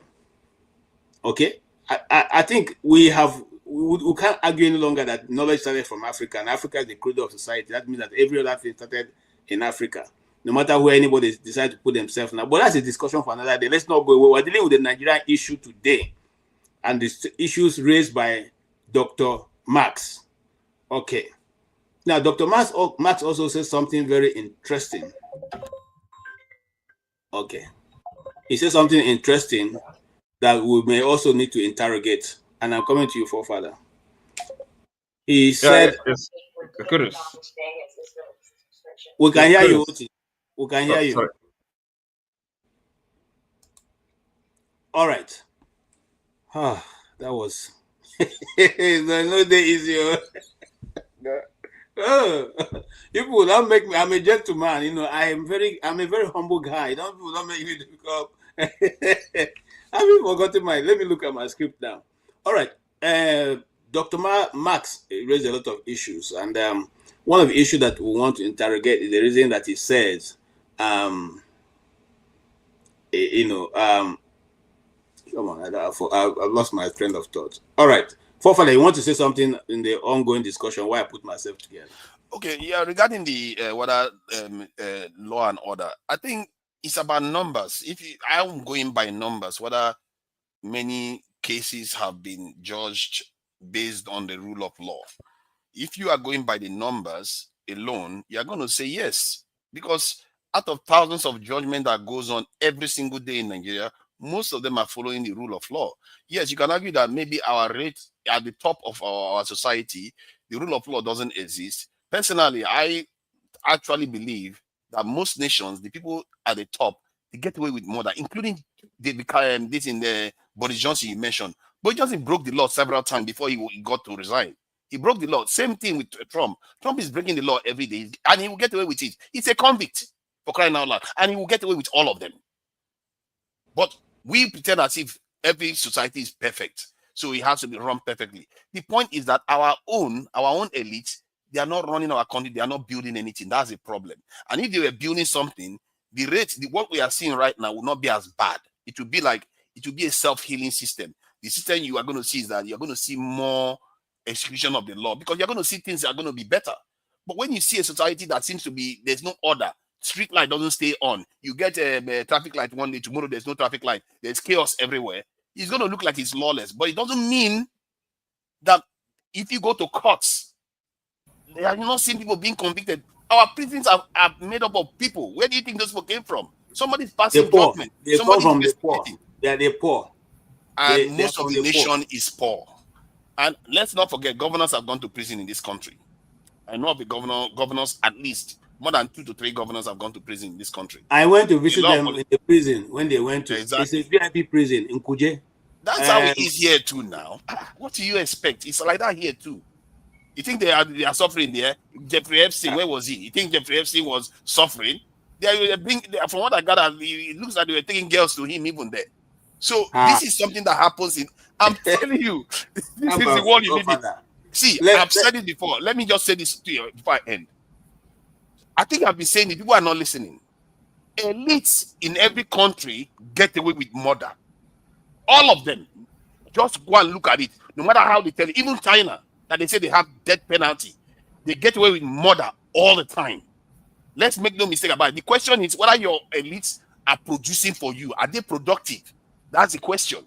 If I'm lying, check it out for yourself. Thank you. All right. Thank you so much. And I think let's interrogate that a little bit, because sometimes when forefathers say these things, it sounds as if they are true, but they are totally far from the truth. Let me say this. KJ. Hold on. I'm coming to you, and the next person to speak. So let me learn. Now, no matter what you say of the European leaders, whether they're Americans or Western Europe or wherever, none of them have bank account in Nigeria, sending their own private money to come and save it in your country. None, not one person. They have been. And when they want to do business in your country, they get your government to underwrite it. In other words, if tomorrow people decide to say, I don't want to do the business, you cannot eat my money, your government will pay me back. Okay? So now, but how many of our own so-called leaders even own banks, own estates, houses? If you come to Maryland, you have a place of the wealthy. You find that more than 10 governors have houses there. Okay, I'm not going to call the name. Trump is a convict. No, it doesn't. Well, your own president is worse than a convict. He's worse. So let's not even go there. See, that's why I don't discuss government. Let me tell you, that's why I don't discuss government. But let's move ahead, because there's nothing to compare. It's like night and day. So soon you find out that he might be allegedly a sex molester of underage girls. Where is he going to end? Until that, and we will not go into speculations here, allegedly. Yeah, allegedly. Good. So we will not go into speculations here. We'll just discuss what concerns our own nation, because a man with log in his eyes cannot be looking to move the small peg that's in your own eyes. So we have the log. We should remove our own first before going to remove from other people. What says thou? Okpebolo 2028. Nigeria, we are the Nigerians that we talk about, good or bad. I think we seem to forget. I think Nigeria now we be Nigeria. Whether you regardless of where you are the Nigerian. So if Nigeria is not working, if Nigeria is working, the credit also goes to you. If it's not working, there's no way you can passion the problem without putting yourself in it. So the idea, those way they don't say there are no rule of law, there are no rule of law. Now, because they also fail for their own duty as a citizen. Because anytime we say rule of law, they look at Abuja, would they blame Abuja, would they blame the president? We don't forget that just like Nigeria will argue with me that, oh, we already have rule of law. Yes, on paper, because you say yes, federal, state, and local government. Yeah, if you bring it to them, whatever that's happening at the federal government is also happening at the local government. Those are our direct families.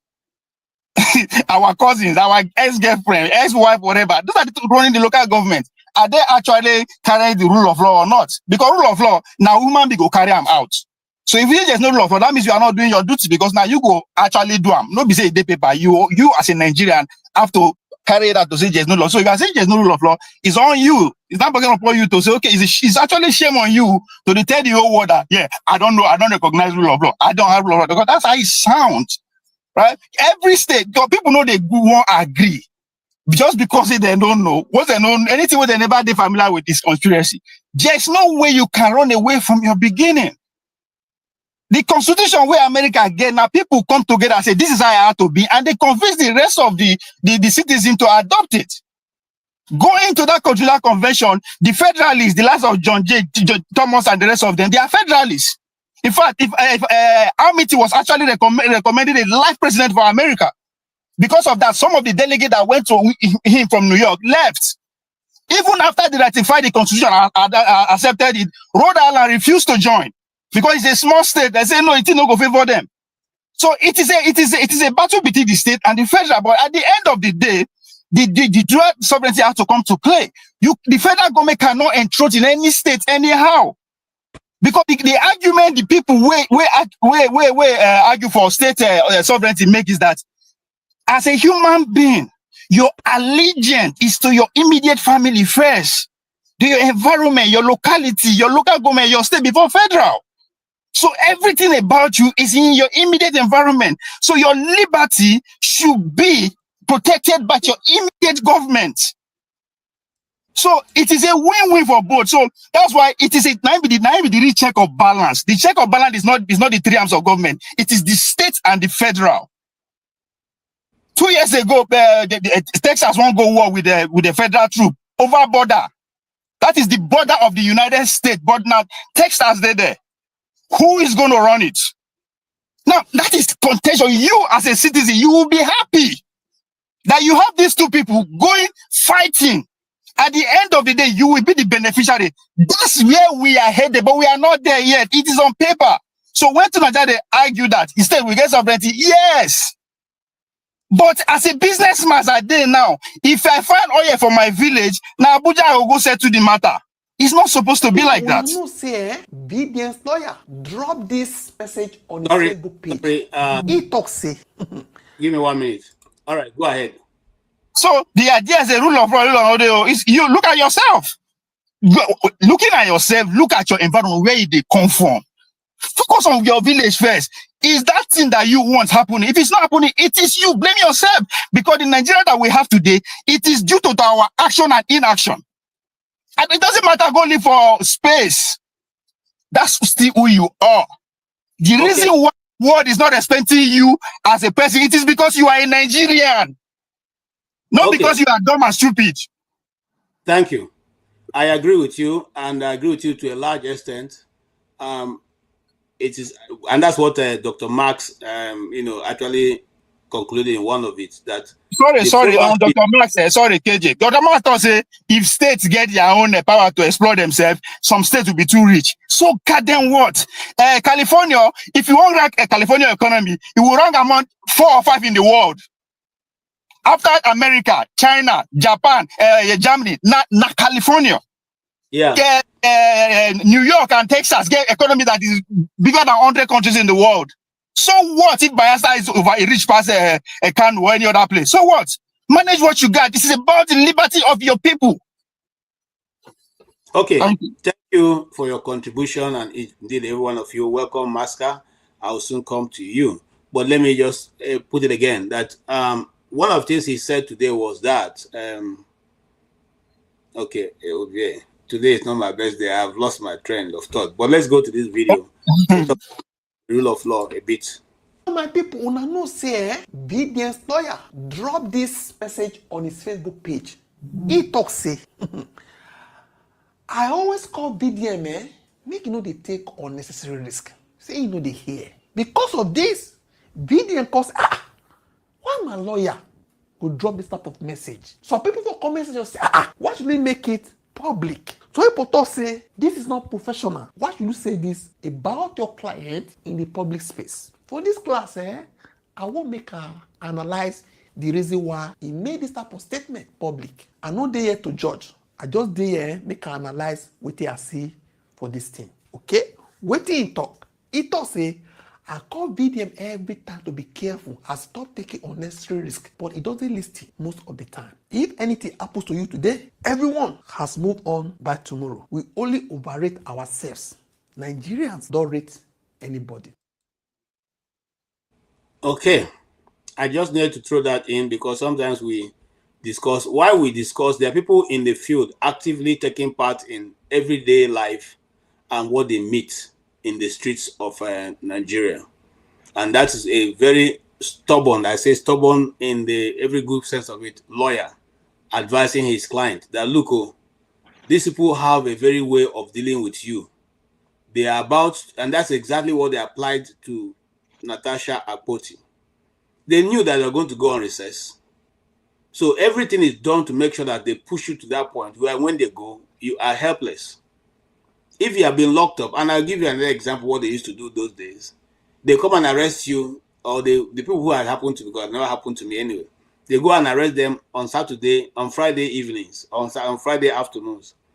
Before you do anything, it is evening, and the DPO handling the case will have gone. And they tell you, DPO don't go, nobody can free you now. So you know what? Make una go. This guy will keep on here. Monday, make una come begin case. Okay? So by Monday, that you have suffered that consequence of sleeping 3 days in a cell. I'm talking about those who think that the rule of law is there. Rule of law is only when you don't have anybody. I mean, when you don't have anybody, or when you have somebody who can intervene on behalf, then rule of law may apply to a large extent. But why is this guy telling the BDM this? Not in hatred, as people have looked at it. He's advising him openly that, you see, nobody say this in a book. Once A happen, B have to follow, and C and D. No, it doesn't go that way. He's saying to him, you be careful, because once you think you have a lawyer who can intervene, I may not be able to do anything because the system is skewed to make sure that you will not get that required justice and on time. Anyway, Oti, you heard what? Yeah. Okay. KJ, can I have 1 or 2 minutes to rebut what my brother just said, Obi? If you wait for your time now, we'll get your time, please. No, I will forget. I just want to correct one thing. A lot of people will run away with, these, manipulations. You don't have to spin it because you want to suit your narrative. He made an allusion to the fact that checks and balances is between a federal and state. No, checks and balances is between the arms of government, the legislature, the executive. Balance of power. You know the checks and balances. You said checks and balances. We're talking about federal and state. Themselves. Hold on, make you learn something. You have the three hands checking themselves. Then you have the balance of power between state and federal. You don't know book. Two things, two different things. You don't know nothing. You can't have read every book. It's not imparting on you. It doesn't show you. Let me educate you. Let me educate you. People will tell you have read every book and it's not imparting your thinking. It doesn't impart on you. It's like about the vigility. Remove this to. Let me do something. I says, hold on. KJ, sorry, KJ, I beg. Now, just one thing I want to talk. Sorry, no verse. In America, there are two ways. The three arms, they check themselves, while the balance of power is between state and federal. The two existed. That was meeting in Nigeria. What I'm correcting is you said checks and balances does not exist between state and federal. It only exists among the arms of government. There are two different things. That is why your president was able to remove a city and elected governor, because he thinks he has the power to do so. For America, because of your vested interest. you listen to learn not to argue. Hold on, guys. There are two different things in conversation You here. people come here with this your narrative. Hold on. Talking of two different things. The three arms check themselves. Why the state and federal check themselves? You don't know, Donny. I saw that you made a mistake. You said checks and balances between the federal and state. That was what you said. Yes, that was what you said. Okay, it's okay now. What is this now? Two of you can. It's like cancer. Why are you fighting like this? I'm happy you are nothing to the word and you. Okay, take it easy, man. Listen. I said something here earlier on that they used to accuse us of not being able to have civil conversation without shouting at each other, and I don't think it's something that we should. I learned that long time ago that I will not even allow anybody to push me to that point. It will be difficult. Don't allow people to push you to the point where we'll all be yelling at each other. If we have foreign guests now, they will look at us if we are mad. I know it's a way of our speaking in our country, but we're not only, talking to our country now, we're talking to the world. Since the Nigerian Ghana flew, a lot of people come to Nigerian channel to look for what they will see, what they will use to go and, buttress their other wrong views or right views, as the case may be.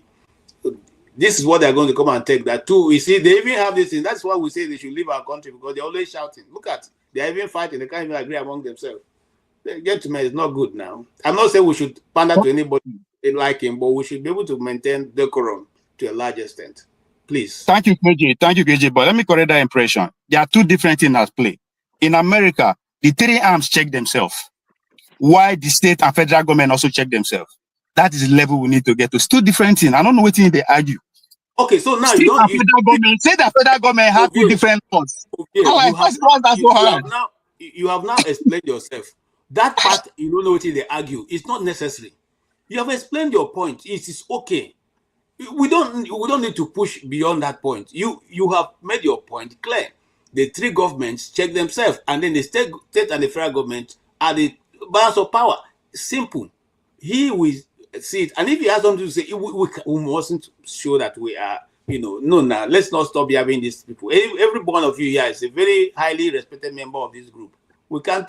He accused me of spreading false information. Now, accusation didn't start. He was not asking question. He was accusing me. It's two different things. Ask your question. Don't accuse me if you don't understand. When you accuse me, then you've lost the case. Because I will give you back. Ask what you don't understand. That's the most powerful word in English. Ask. It's allowed. Don't accuse me. If you do, you won't be saying things you say here.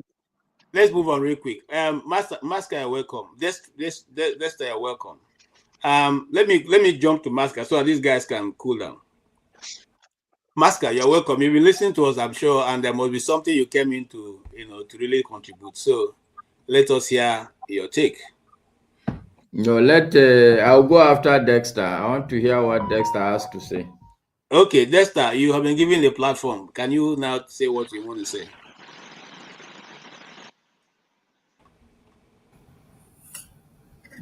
Dr. KJ, you want to jump us away? Don't jump them, please, KJ. Let them have their say, please.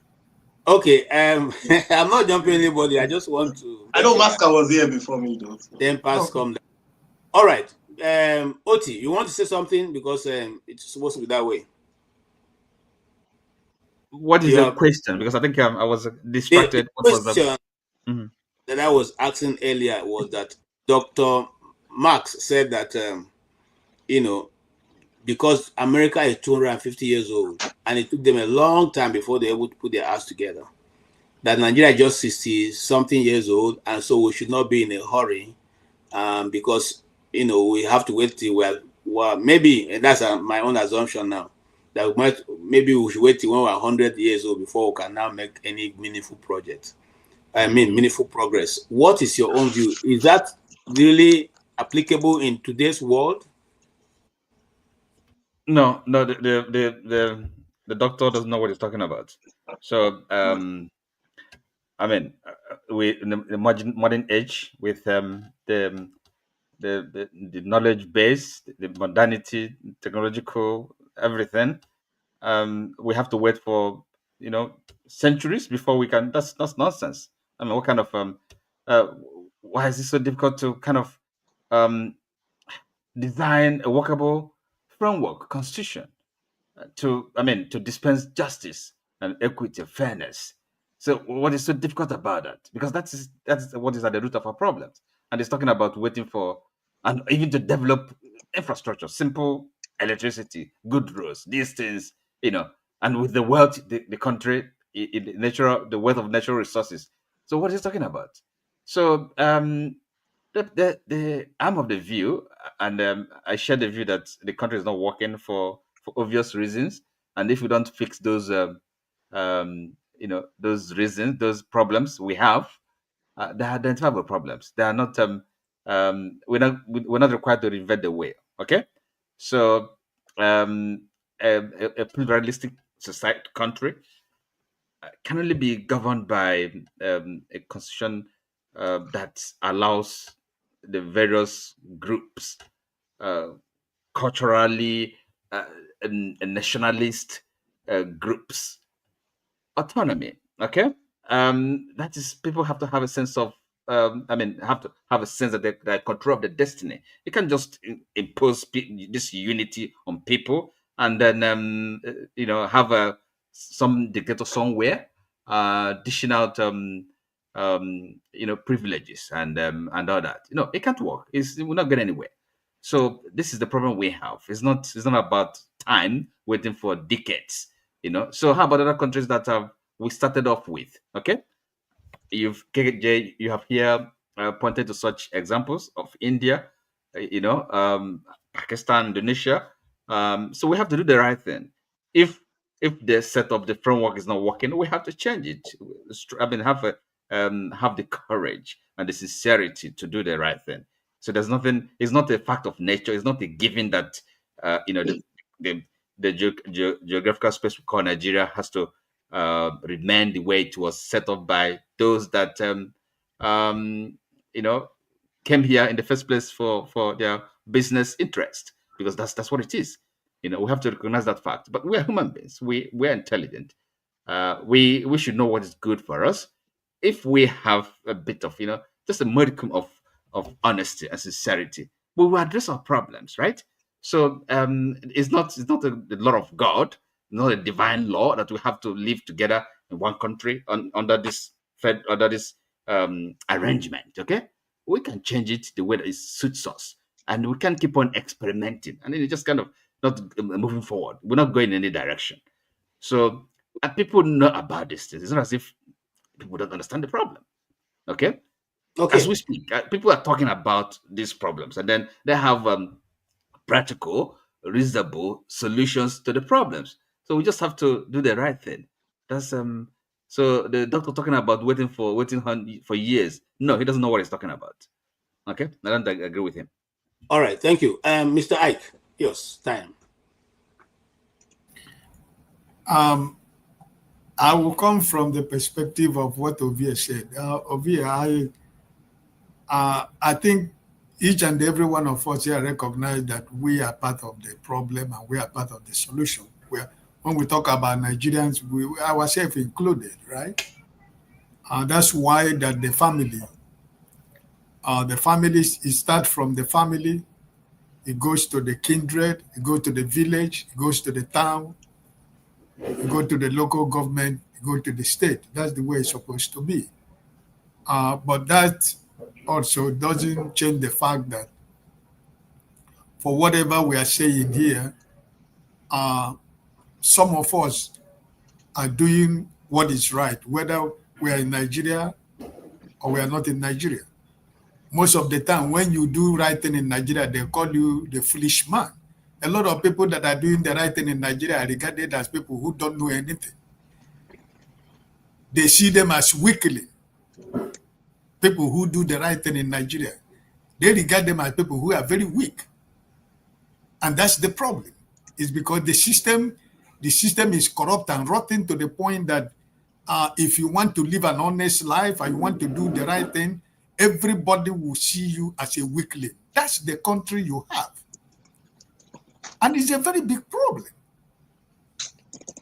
Even in your own family, when you preach love and peace in your family, a lot of people will still call you that you're weak. Because everything, the system is so corrupt to the point that every Nigerian man means that we have to take, you have to take bribe. Can you imagine? You are here, you send money to your brother to go and do something for you. He will be asking you money for transport.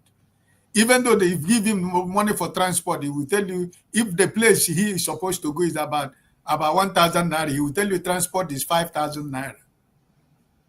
Because he believed that he's smart. He believed that you are plucking the money from the tree where you are. So even if you demand anything that for him to be able to do something for you, you have to give it to him or her. So it's a problem, my dear. We have to recognize that. So I want to recognize that the problem in Nigeria today, that a lot of people who want to do the right thing are not respected in Nigeria, not even by the people that are close to them. Even the country itself do not respect them.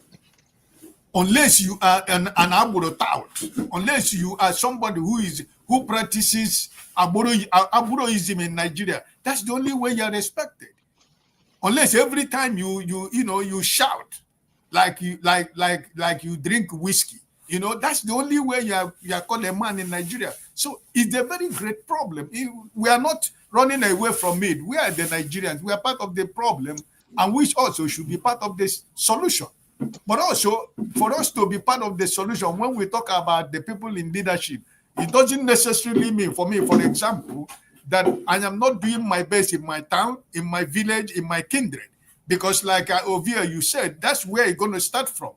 And that's what I am doing. But when we talk about, at the end of the day, when we want to federalize it, I have to talk about the federal, I have to talk about the state.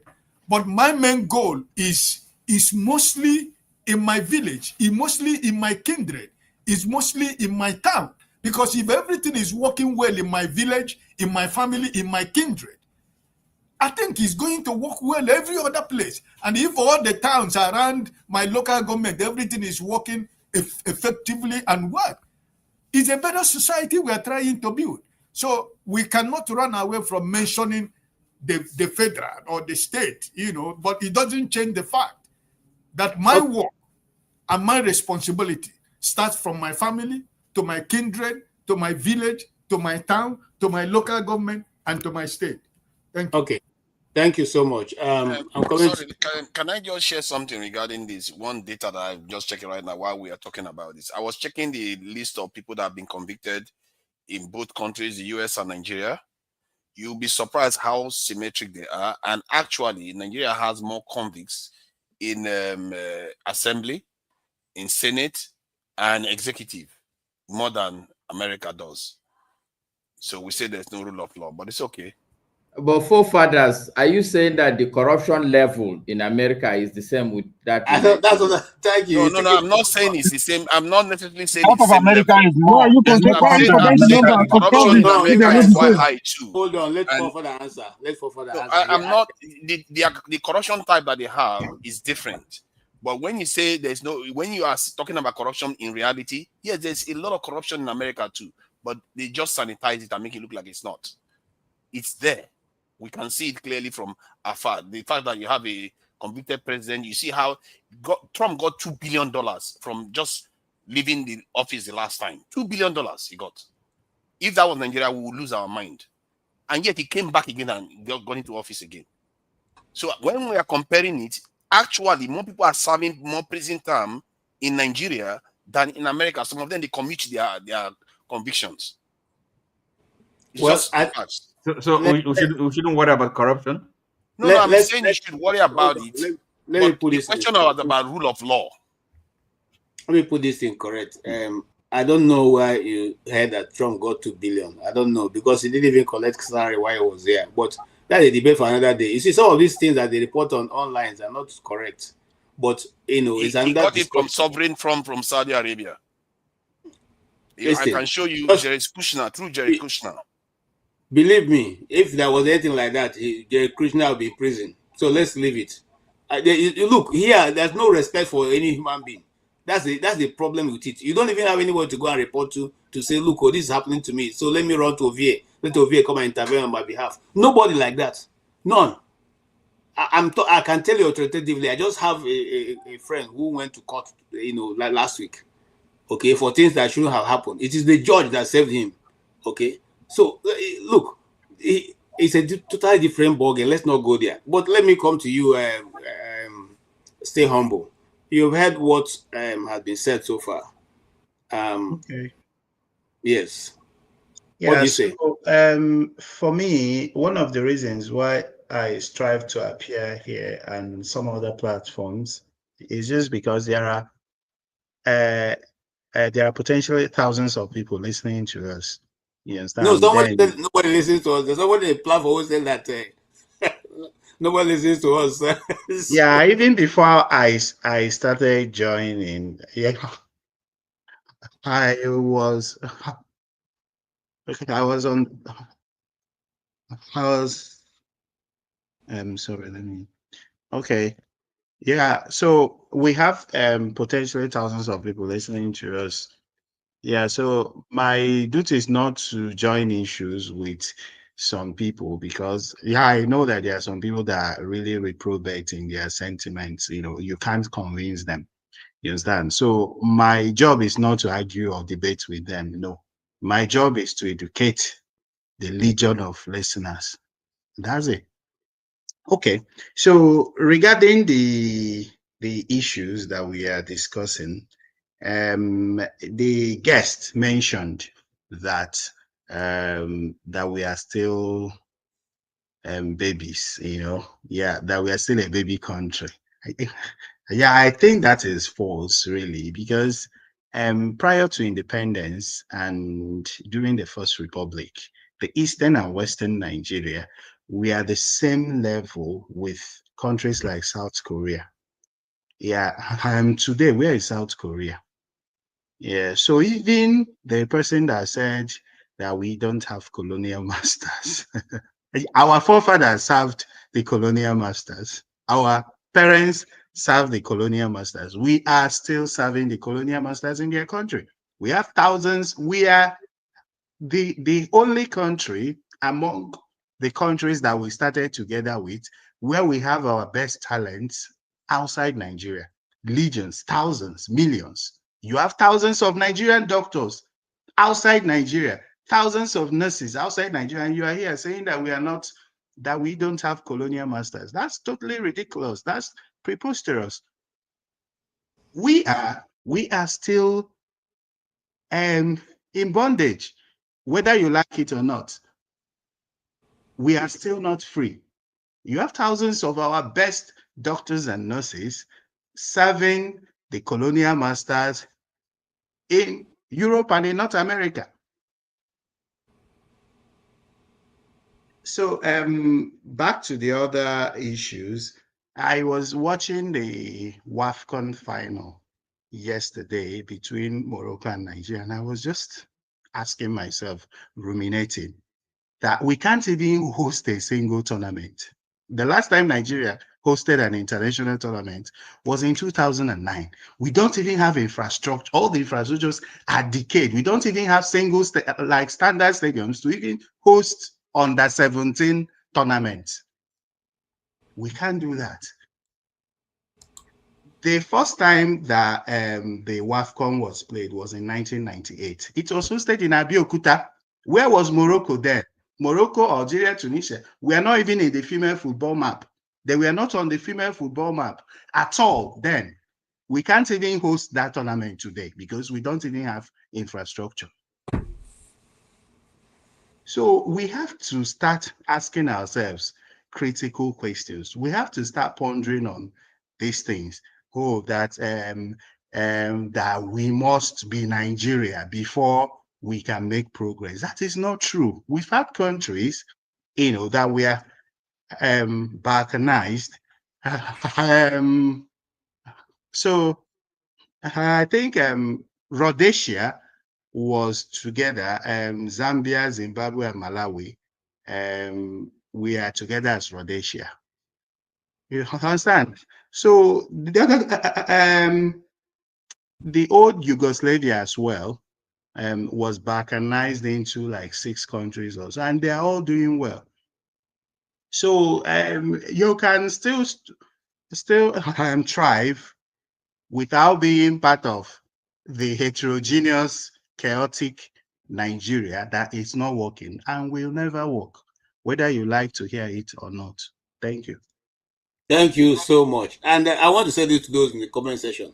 Listen, when I come here, I'm not coming here to discuss American politics or the other. I try as much as possible to remove myself from that, because the people who lead in my country are worse than the people you want me to discuss about. And I cannot, in all honesty, come and begin to discuss anybody's president when I have what I have in my country, that I've now made every strata of Nigerian society to look, so, I don't know, criminal. Okay? So, please, let me, just give me a while. I'm not interested in that. I'm interested in what will move Nigeria forward. And if it's not moving forward, let us divide it. That's where I am. If you have any other thing outside of that, I'm not interested. That's the truth. I've said that many times. I've said it in close quarters, and I'm saying that right again. Okay? We cannot be fighting a war outside where we have the enemy sitting in our backyard, ready to take off us. Then you want me to go and be fighting and worrying about somebody who have stolen from me, milk from me, done all kinds of things, raped me and all that. And I'll go and still be talking about wasting my energy. Listen, maybe at another forum you may want to do that. Here we try to see how we can move the nation forward. And that's what we're discussing today. Is it possible for us to move forward?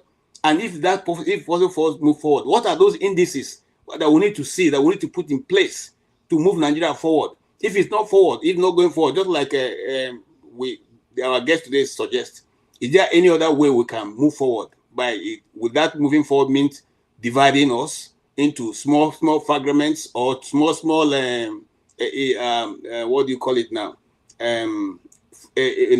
Confederations that will make Nigeria move forward? We are interested of what is going to happen in Nigeria in the next 100 years. Okay, let's even reduce it. In the next 50 years, where will we be? Will we still be in Nigeria? Will we still be fighting what is fighting us now? Will our children rise up to begin to fight what we are fighting now? Since we're already fighting the ones our parents fought and have left it for us now. And we are fighting, and you see, we're even losing it. We're even losing the fight. So if that doesn't bother you, and if it's the orange man that bothers you, I'm not in that league. I'm sorry. That's my position. Okay? And I haven't said that. I want us to move this conversation forward. He said that the only way forward for Nigeria is to wait and not be in a hurry to develop. I do not agree with that. And I'm going to come to Masker with that. Okay? Is that possible, that we should also wait another 50 years before Nigeria can make progress? Remember, one of the topic he spoke about is the fact that we are not able to move the free education at primary school level, okay, and secondary school level. We didn't plan for the children that will come out of it and how they will be absorbed into the universities, and when they come out of these universities, how they will be able to get work. And somebody in the comment section, who I've forgotten the name, said, China, I'm talking to Masker, China got to where they got today by copy and paste. But this same copy and paste, when we were growing up those days, used to be in Nigeria. They used to call it Abamade. We were copying and pasting, and then that didn't take us where we wanted to go to.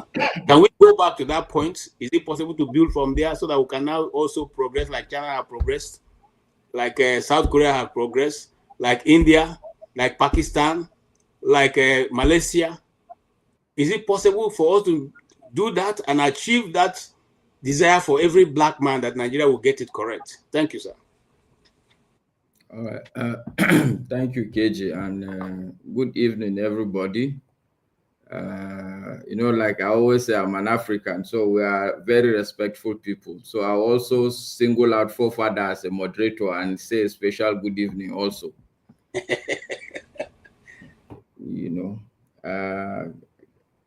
In fact, the point he made, actually,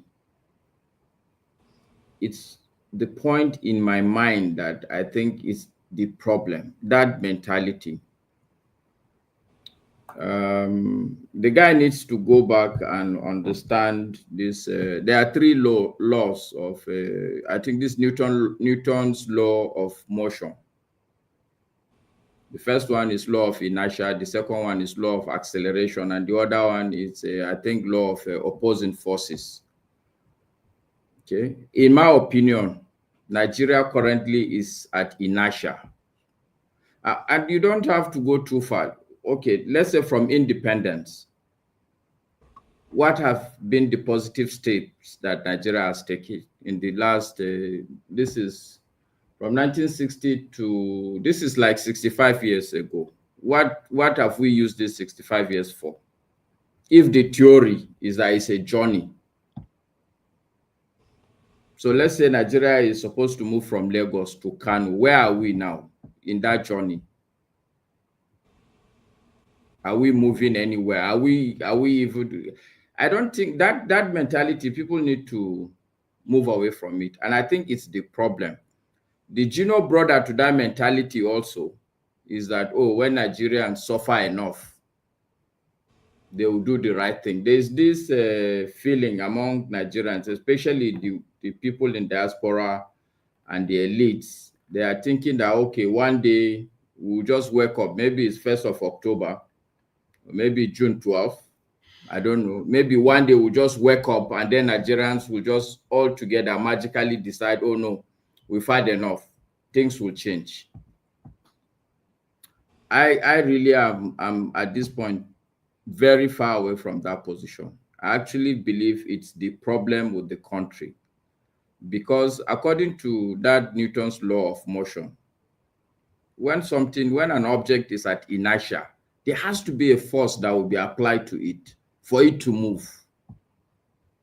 If we all sit down and we're thinking that something will happen from somewhere, Nigeria will remain where it is. In my opinion, Nigeria has been at inertia right from independence.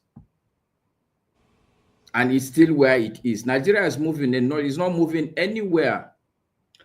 If anything, this is a lorry or a truck that is, you know, when a lorry is on a hill and is reversing downward. If you know really lorries, you know that even the brake, if you apply brake to that lorry, it will not work. So I think people like that, I don't blame them. You know, when also you are too engrossed in some things, you have to step back to see the bigger picture, that this country is not moving forward. You know, in my opinion, I think people like me and you and everybody on this platform are the people that need to take responsibility to understand that first, this country is not moving anywhere. It's not moving. The country is at inertia. And what is to be done? What is to be done? What is to be done? That's where I'm going to. That's where I'm going to. But you have to understand, to do anything, you have to understand what you're dealing with. You have to understand at a conceptual level, what is it that you're dealing with? And this is what I'm saying, that conceptually, we're dealing with an object at an inertia. Conceptually, you have to understand that if we don't do anything, it will move.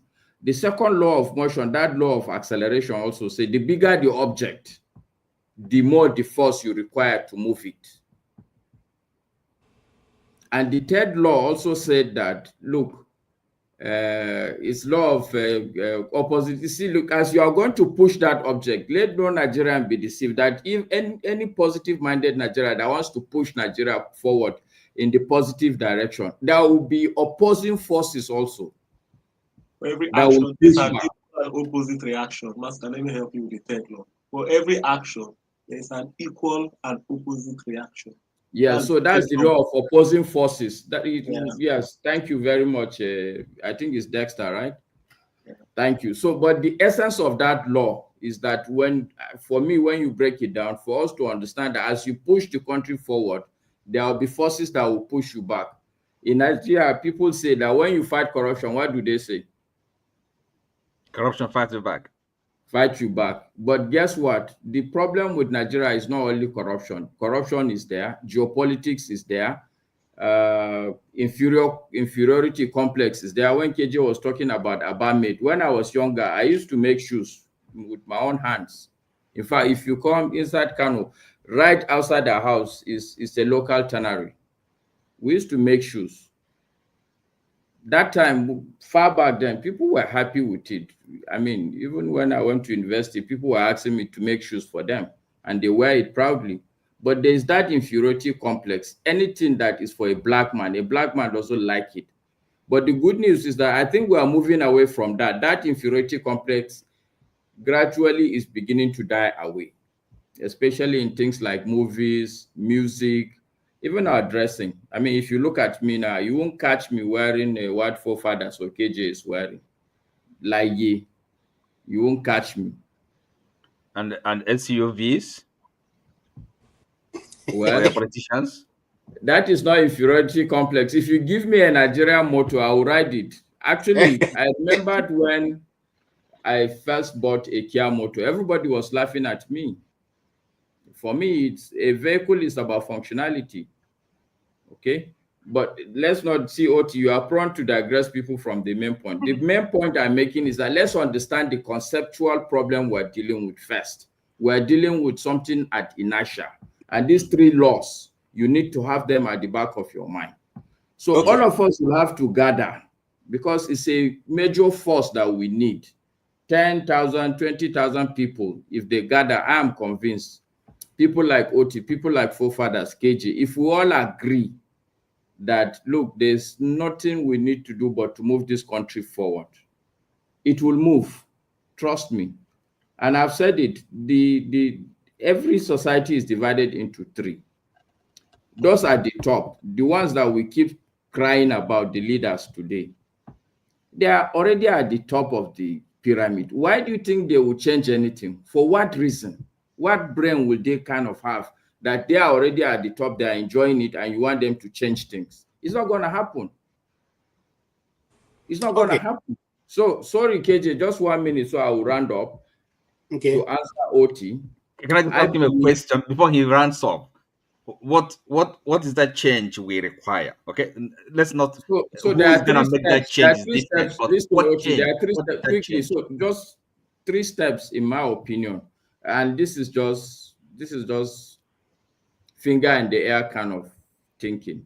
Okay, but I think that is the starting point. People need to be talking. You asking me that question is the starting point. So when I say it, somebody will say no, that is not. But I would expect that person to come with a better option. In my opinion, there are 3 steps. The first step is what we are doing now. Well-meaning Nigerians to have time and discuss with each other and agree that, okay, this is the problem, and begin to discuss what is the solution. But I think that the most important factor is for these middle level people to have to come from across the board. Somebody from the north, somebody from the south, from all over across, so that, you know, today now, if KJ goes to Kano and start talking, the normal average Kano man will look at him with suspicion. But if I go and sit down, people would listen to me. The same way, if I go to Enugu now, nobody is going to listen to me. It has to take KJ or somebody like Oti to go there and begin to convince his people that this is what is the correct thing. Thank you for the time. Sorry, excuse me. Sorry, KJ. Sorry. Masker, what if this your theory of inertia is wrong? Okay. Now, as opposed to inertia, how about Nigeria actually being in motion, but in the wrong direction? And by the way, you didn't tell us what that change that must be brought about. Never mind who's gonna bring it, but what is that change? Okay. So I think I can take the first part, so you don't have to. We can move forward. The power of inertia, what you have said earlier, is that we have not really moved forward. That's, if you look at that, the truth. Go pick up the first coup. That was the reason they gave. No medicine in the hospitals, no good road, no electricity, no pipe-borne water. I will also help KJ, Oti, go and listen to Sonny Okosun 40 years ago. Yes. 40 years ago, Sonny Okosun sang a song. What is the title, KJ? Which way Nigeria? So what is that? What is that change? You must be able to identify that change, right? People are not going anywhere now. Which is no. See, look, the thing is this: he has spoken, but there's no not even the disease, okay, or even, I mean, it has not kind of. Okay, I beg you are going to waste people's time. Look, in a hospital, somebody can tell you that this is the problem and refer you to who can solve your problem. It doesn't make that doctor that can diagnose you a lesser doctor just because he can't treat you. Please, let's move forward. All right. Let's not be at I inertia. think that does it. Thank you so much. Yeah, Ike, before we continue, let's go to Desta. Desta, are you not ready, or should we go to Ike? Yeah. I'm ready. I don't think there's too much to say on this. I don't agree with the points made by the guest. However, marginalized in Nigeria, from what I've seen, I think who said it? Sam Adeyemi said it on a right. Nigeria is working for some people, and that group of people that it is working for don't want it to change. That's it.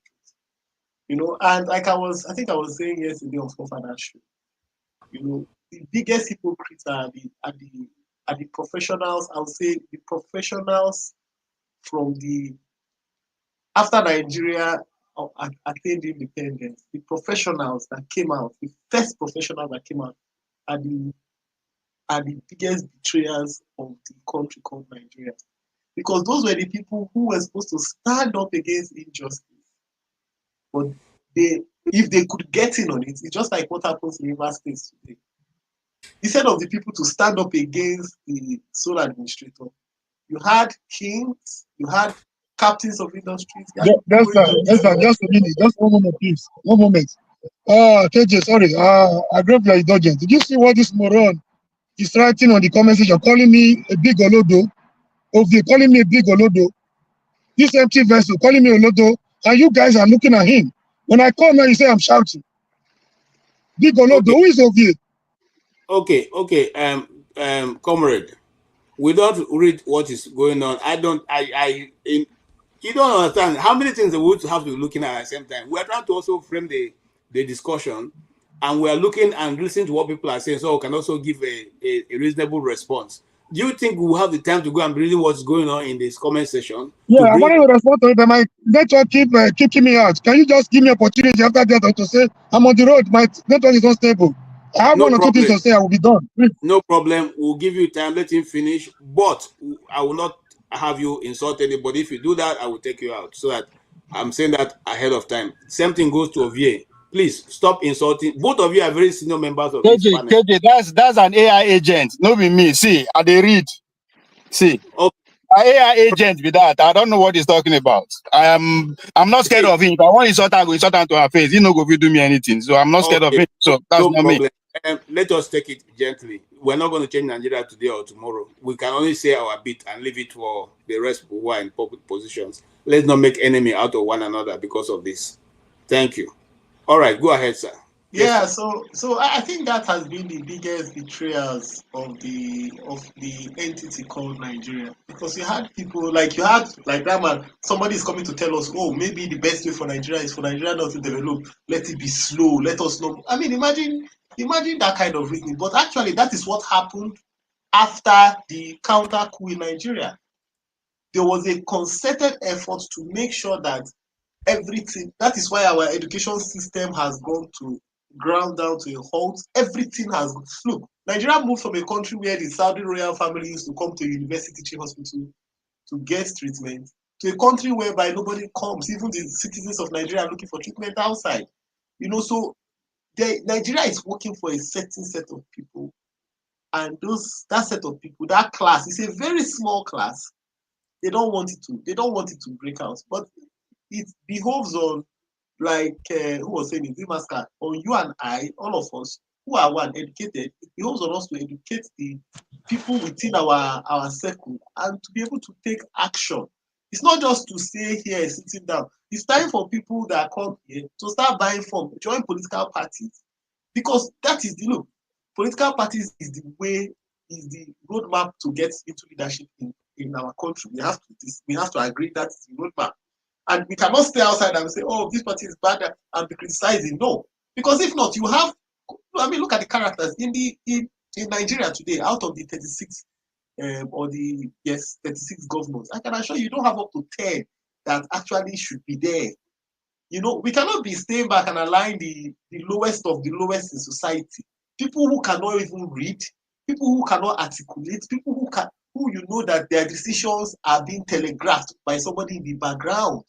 People that will take positions of leadership, and we will be here pontificating. People are going to do master's degree. People are going to. I mean, why? That's why I felt very ashamed. You know, I had people who are close to me, people who have gone for a education profession, and they were telling me back in 2014 that the best that could happen to Nigeria was Buhari. And the only simple question I asked, you had a man who was head of state. After he finished, after everything, he could not even say, okay, I am deficient in this area of my life. Let me go and improve. He didn't do that. But that shows you the level. That's what has, you see, it's like a computer. The computer is garbage in, garbage out. Okay, it's what you have put into a system that it will bring out. The level of education that has been put into the Nigerians is very poor. That is why we have people that can't choose good leaders. When you have people that go to secondary school and their parents are actively trying to rig WAEC and rig JAMB for them, you have people that go through universities and all they're thinking about is mercenaries that will write their exam. What do you expect from that kind of society? When you have, that is what you have. Lecturers, people that young lecturers are looking for how to get money. You know, lecturers are looking for how to sort papers, sell scripts. You know, those kind of. When you put that into a society, what you now expect that you will now get people who will be able to choose good leaders? Of course, it won't, because already their mindset has been conditioned. And the moment you condition somebody's mindset, it takes a long time. You have to reprogram it. In fact, you might have to do a factory reset, which is actually what Nigeria needs. Nigeria needs a complete factory reset. And okay, is, let me just land on this point. Like, I think people should go and listen to what there was a Sam Adeyemi interview in on channels, and he said something very important. He said that the people that are going to drive a change in Nigeria can no more be the people inside Nigeria. Because the people inside Nigeria, all they have seen, all they have heard is so bad. That it is people who have seen sanity, people who have seen that you can turn on the light at any time of the day and it comes on, and it is not something for you to be happy about. You turn on the tap, the water gushes out. You know, people who have seen that roads is not something that you will be glad that if there's a pothole, you can call your counselor and say, look, there's a pothole in front of my house, and he will be telling you, apologizing, and you'll be coming there to make sure that they fix it. It's only people that come from that kind of society that can come and make an impact. If not, we will have people that when they do 10 kilometers of road, they want the people to clap for them. Thank you. I thank you. Dexter, Hold on, Oti. Mr. Lucky A, I can see you, but you're wearing a singlet. If you put on a shirt or a t-shirt, I can bring you up. So one of this thing that we don't wear singlets. Okay. And then we don't drink or eat also on set. But you can drink water, you can drink Coke, but nothing more than that. All right. Yes, Mr. Oti, you have 1 minute, and please. No. Hold on. I already promised our comrade who wants to move to be able to make his comment. Please, no insults. Address the issue. If you put insult across, I will take you out, and that goes to all of us. Please, let's be respectful of one another. Everybody here get family. Nobody here no get picking. I beg. All right. All right. Thank you for the opportunity. You see, our problem, if you ask everybody to talk about Nigerian problem, 99%, even 100% of us know what the problems are. But when we come sitting down deceiving ourselves, most of us are worse than the people we blame, one or the place. What happened in the last dispensation? Some people come here genuinely to discuss the Nigerian affairs. While some people are looking for a way to just to get in there to get their own cut. Even this social media, you see, people don't appear just for talking sake. They're looking for one or two persons in the government to link them up. They're not comfortable where they are. So even this platform you see people creating, you know what they were doing in the last dispensation? People were busy sharing 5,000. So it's a platform when you hear people saying Tinubu was a criminal. Is anybody more criminal than Tinubu? Probably IBB. Today, they are singing praises of Tinubu. Ask yourself, what has changed? We know them. But they try to spin the truth. We try to spin the truth to favor what their stomach. We know them. People don't discuss, they don't create platform for genuine discussion, for meaningful engagement. We know them. They're doing everything humanly possible, either by hook or by crook, to join the criminal gang. So when they come here to speak the truth, we know where they're coming from. We know where their mission. We know what their missions are. So having said that, we're talking about rule of law. Somebody is telling you he has to do with you. He has to do with your local government. Yes, there is need to obey the law. But because it's also a known fact that people will always break the law, even in the most decent crime in the world. That is where the rule of law, application of the rule of law comes in. People will always break the law. It's natural by every human being to break the law. Then when these laws are broken, what do you do to implement them? Because when there are no consequences for bad behavior, they're bound to be repeated. So when somebody is telling you, look at yourself, no, do the crime and do the time. That is the need for governance. All of us cannot park there to go and be in Asoro. That is the need for representative. That is where the sovereignty relies on the people. The people in government, they are like trustees on behalf of the people. The real sovereignty belongs to the people. You can have laws and without the rule of law. Then you have bodies of laws and order written somewhere in a document does not mean you have rule of law in practice. Application of these laws, no matter who else is God, no matter how highly placed it is, that's what we mean by the rule of law. Somebody is coming here to tell you rule of law is applicable in Nigeria. They're telling you, look at yourself. Look at your. Nobody stops you from breaking the law. But the law will hold you accountable, no matter how highly placed you are. That's what we mean by the rule of law. Nobody should come here and want to spin it. Trying to defend everything that is not working in Nigeria, pretending that you're talking to fools. We are not fools. The rest of us knows where you're speaking from. We know what you want. We know where you're going to. We know who you discuss. We know who is sending you on errands to come and destabilize people, to speak the narrative, to suit their narrative, and to change the discussion. To spin the conversation to suit their narrative. So when people talk, some people are not asked for genuine and meaningful engagement. So they are agents, they are moles planted everywhere for their selfish agenda. Don't forget, 2027 is around the corner. They created platform here and there to speak for their paymasters. Thank you. That's all I have to say. So long as we continue to deceive ourselves, we remain where we are. Then when they come here to want to spin the narrative with their conspiracy theories, we know where they belong. Thank you. God bless you all. Thank you so much, comrade. For the avoidance of doubt, I want to say that I've been in the news business at least for a while. So I know that majority of what goes out there is written to one direction or the other. There are very few news outlets that don't write to suit whoever owns it. You can't go to Arise News, and I want to call your attention to this. Notice for the last 3 or 4 months, or about 3 months now, Arise News don't take Nnamdi Kanu's news as a breaking news any longer. Okay, that's because maybe it's not in the interest of the person who is the owner. We notice that, but I don't own a newspaper. I can't tell them what or news station. I can't tell them what to discuss. So I just want us to be open-minded that these things are not written on stone. Some people will dance to what you like, others may not. I, as much as is within my power, try to be, at the center. But sometimes I can be on the left, on the right, because I'm rightist. I'm not a leftist. Okay, I can be far on the right sometimes, depending on what the issues are. Let's give ourselves enough room to accommodate one another. If we do that, even the issues we're having in Nigeria now will not have it. Because if we give people room, if we give them rope, as they call it in our palace, if you give them enough rope, you will have no issue with them, because you always see the happy part of them. And when that happy part is not coming, you give them an understanding, allowance to say, okay, maybe today is his bad day. Today is a forefather's bad day. Maybe he's just having a bad day. I will not go out that way. If we do that, we always be happy with one another. But let's not always be looking for sledgehammer. When I'm going near Masca, you have a sledgehammer behind your back, just coming and waiting for, just one the small mistake you make, just move it, bang, I don't catch you.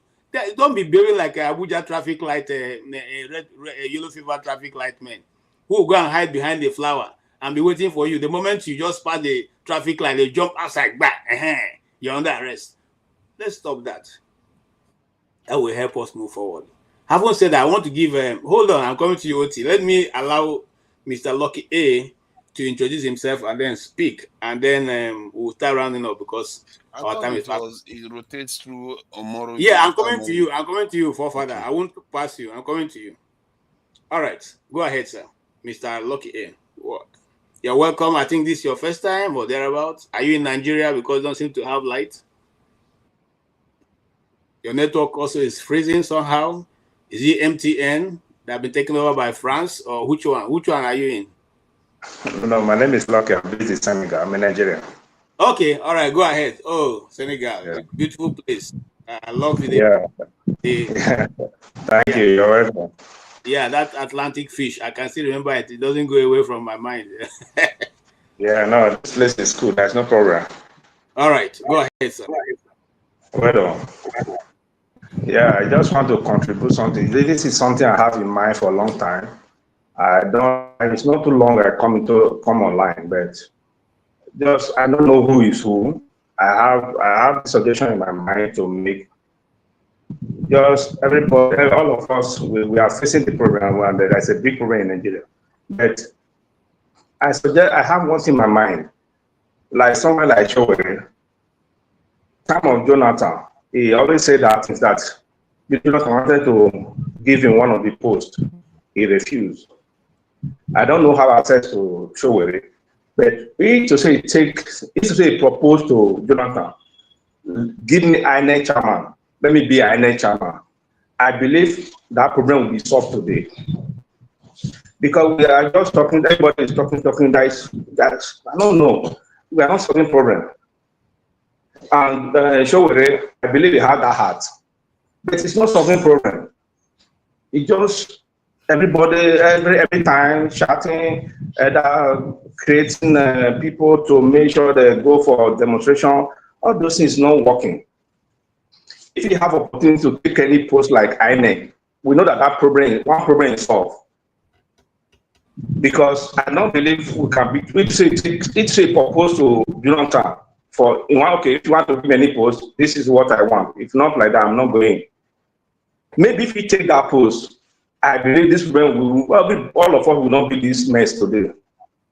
Because I don't believe anybody is enjoying this system. That is my suggestion. I don't know whether it makes any sense to anybody. Please, I'm very sorry if I offend anybody. No. Look, you are welcome, Mr. Lucky A. Yeah. Thank you. We welcome every view. Don't worry yourself.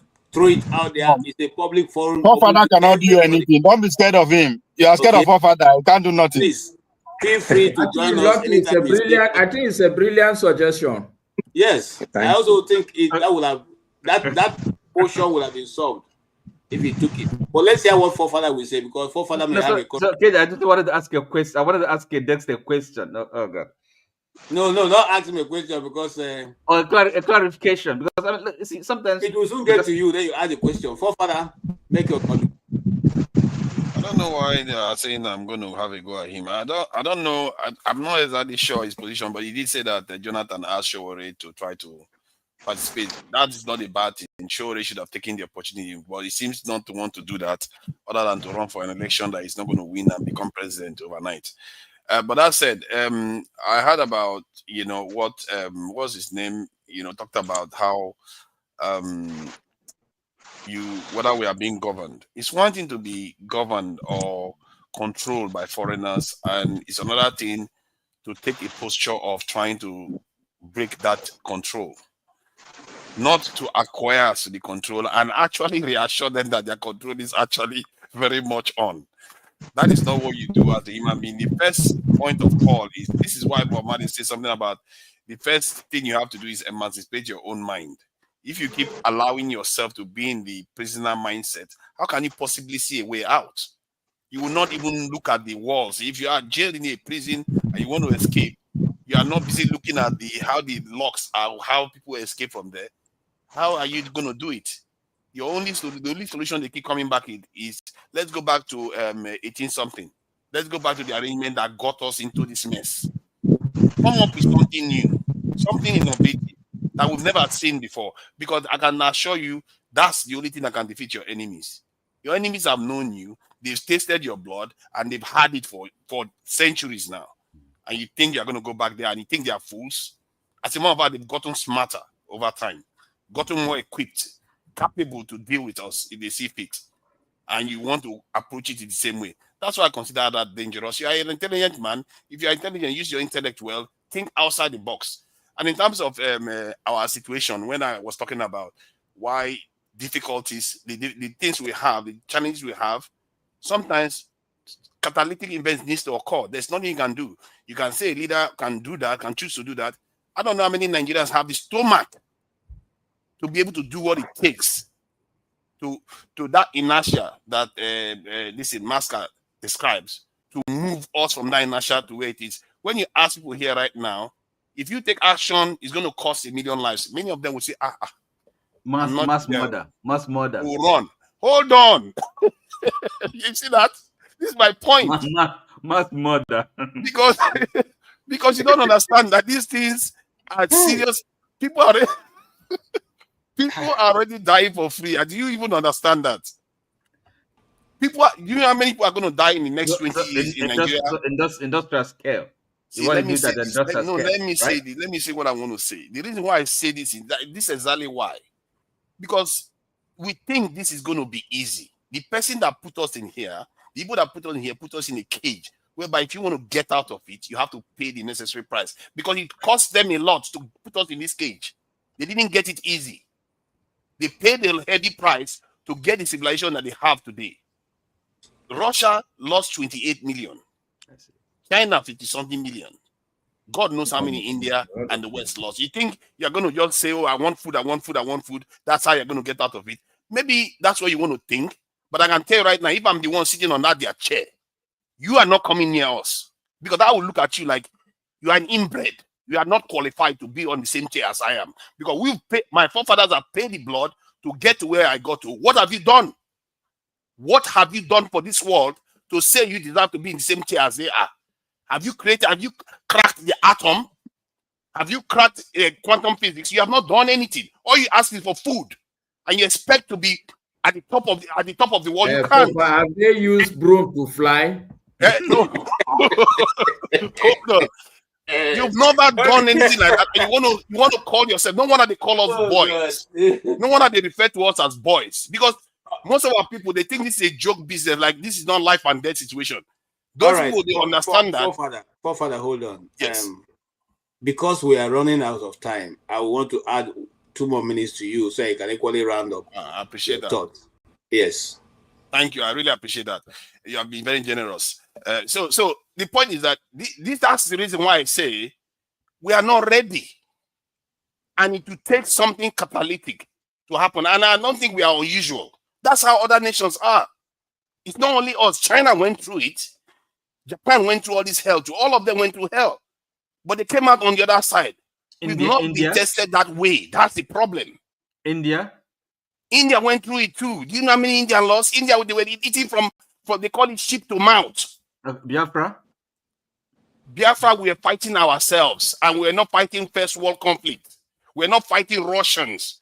We're not fighting the British. Was India fighting an external power? Yeah.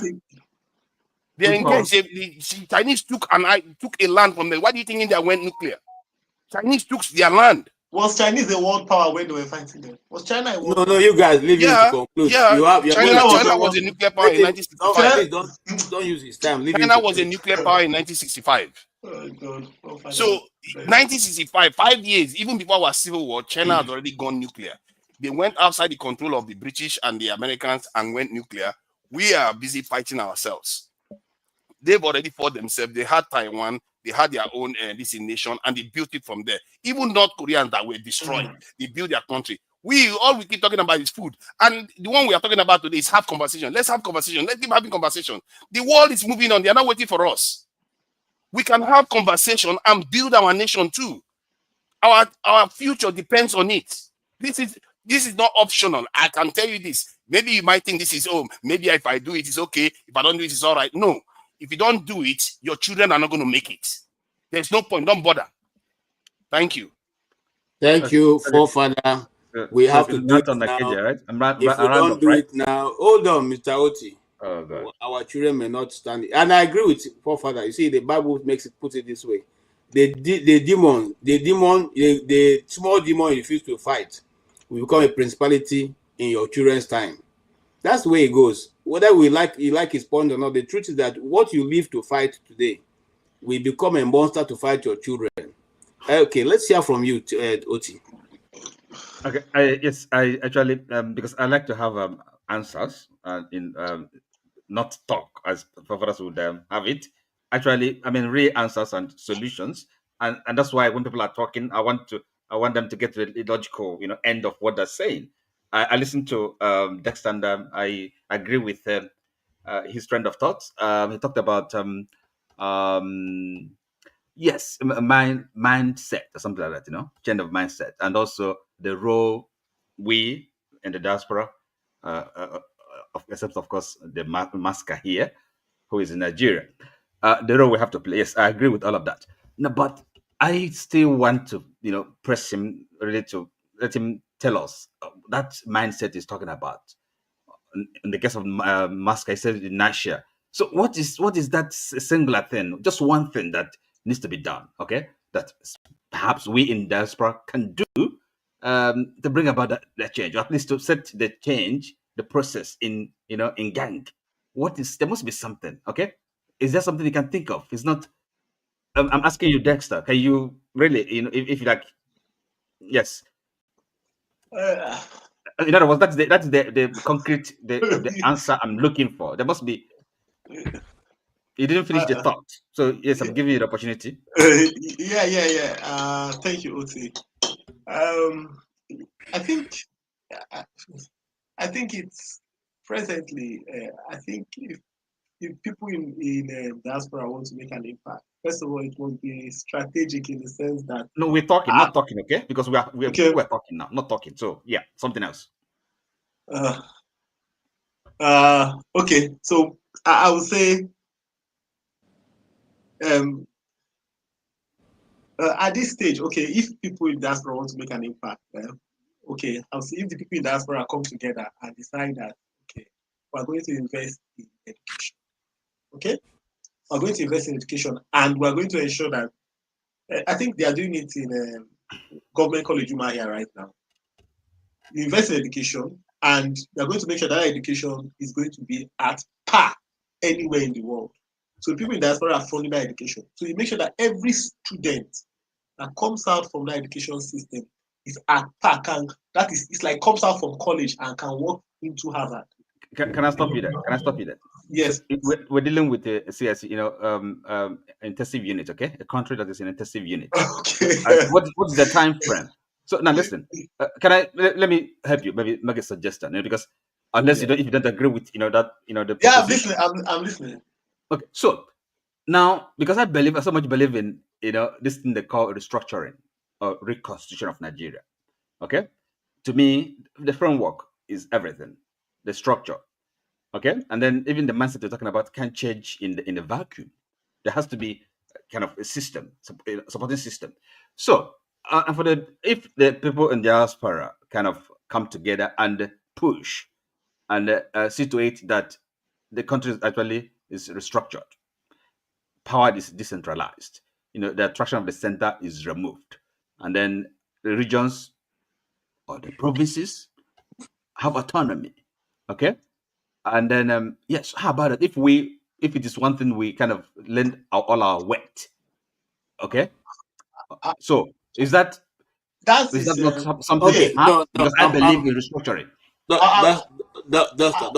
Please let him conclude. I'm concluding. You are taking more than the time that we're giving to you. So You KJ, don't want worry. KJ, I have no point again to make. Okay, So good. Okay, so now when so you can ask that question if you don't have any yes, point. yeah. So I agree with you, Oti. That's when you say restructuring, rejigging Nigeria. However, do you know why it's going to be very difficult to rejig Nigeria right now? You heard the statement of Kwankwaso. You had a foremost leader in the north saying something that can. So if you try to, if the moment you say you want to restructure Nigeria, example, I like that. You know, the feeding bottle approach is killing the country. But that is a very sensitive topic. Because what are they telling the person in Mubi, the village in Adamawa? They are telling him that the government wants to impoverish you.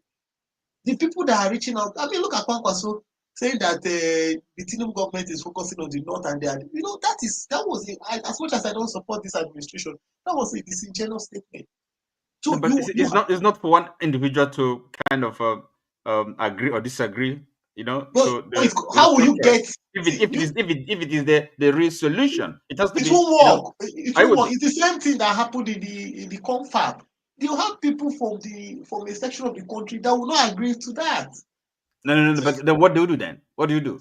So one of the things you can do, Oti, is this: you get a leader that can make the people in that region see that there is actually resources where they are, so they won't be afraid. It's simple. Some of what you are asking, Maska already discussed that. Maska said so that if you want to go and talk to people in Kano, you don't take an Okechukwu to go and talk to them. You take a Musa to go and talk to them. If you want to go and talk to people in the East, you don't go with Musa to go to East. You take an Okechukwu to go there. If you want to go to the West, you take Bola Tinubu to go there. You don't take somebody from the Middle Belt to go and talk to people there, so that they will have confidence in the people who are talking to them. Assuming that these people, these leaders from those regions agree with what you're saying. That has always been the issue. The issue in Nigeria is not the ordinary people in the street. It's the leadership that move the people. There is what you call the opinion molders in every society. They may not necessarily be the richest people in the society, but they have a way of directing everybody's thought to whatever they are thinking. Those are the people. In fact, we saw it some time ago when Nigeria was still, you know, a little better. We have Professor Jerry Ghana. Nobody in Nigeria who didn't know about MAMSA and what MAMSA did and how he was able to preach that message around the country. People accepted it. Okay? That is how when he said, if you're a governor, govern well. If you're a carpenter, carpenter well. If you're a trader, trade. It was a mantra that moved around Nigeria. Okay?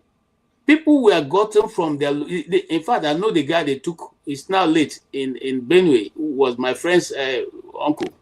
So Makiga was the one who was in charge of the MAMSA office in Benue. A clean, straight guy. Okay? The people who were people who could be people that people can say, no, this person is a nice person. Those are the people who were picked up to run those offices. Whether they were able to succeed nationwide or not, that's meant to be said. But that's what we are saying here. We look at people who are able to change the mindset of their people. We little few or at a given time, and then the society can now take a new leaf and begin to look for something extraordinary. Now we can begin to think of a nation building.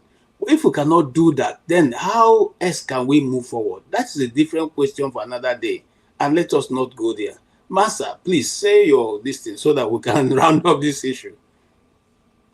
All right, thank you, KJ. And I'll just more or less like recap what I've said.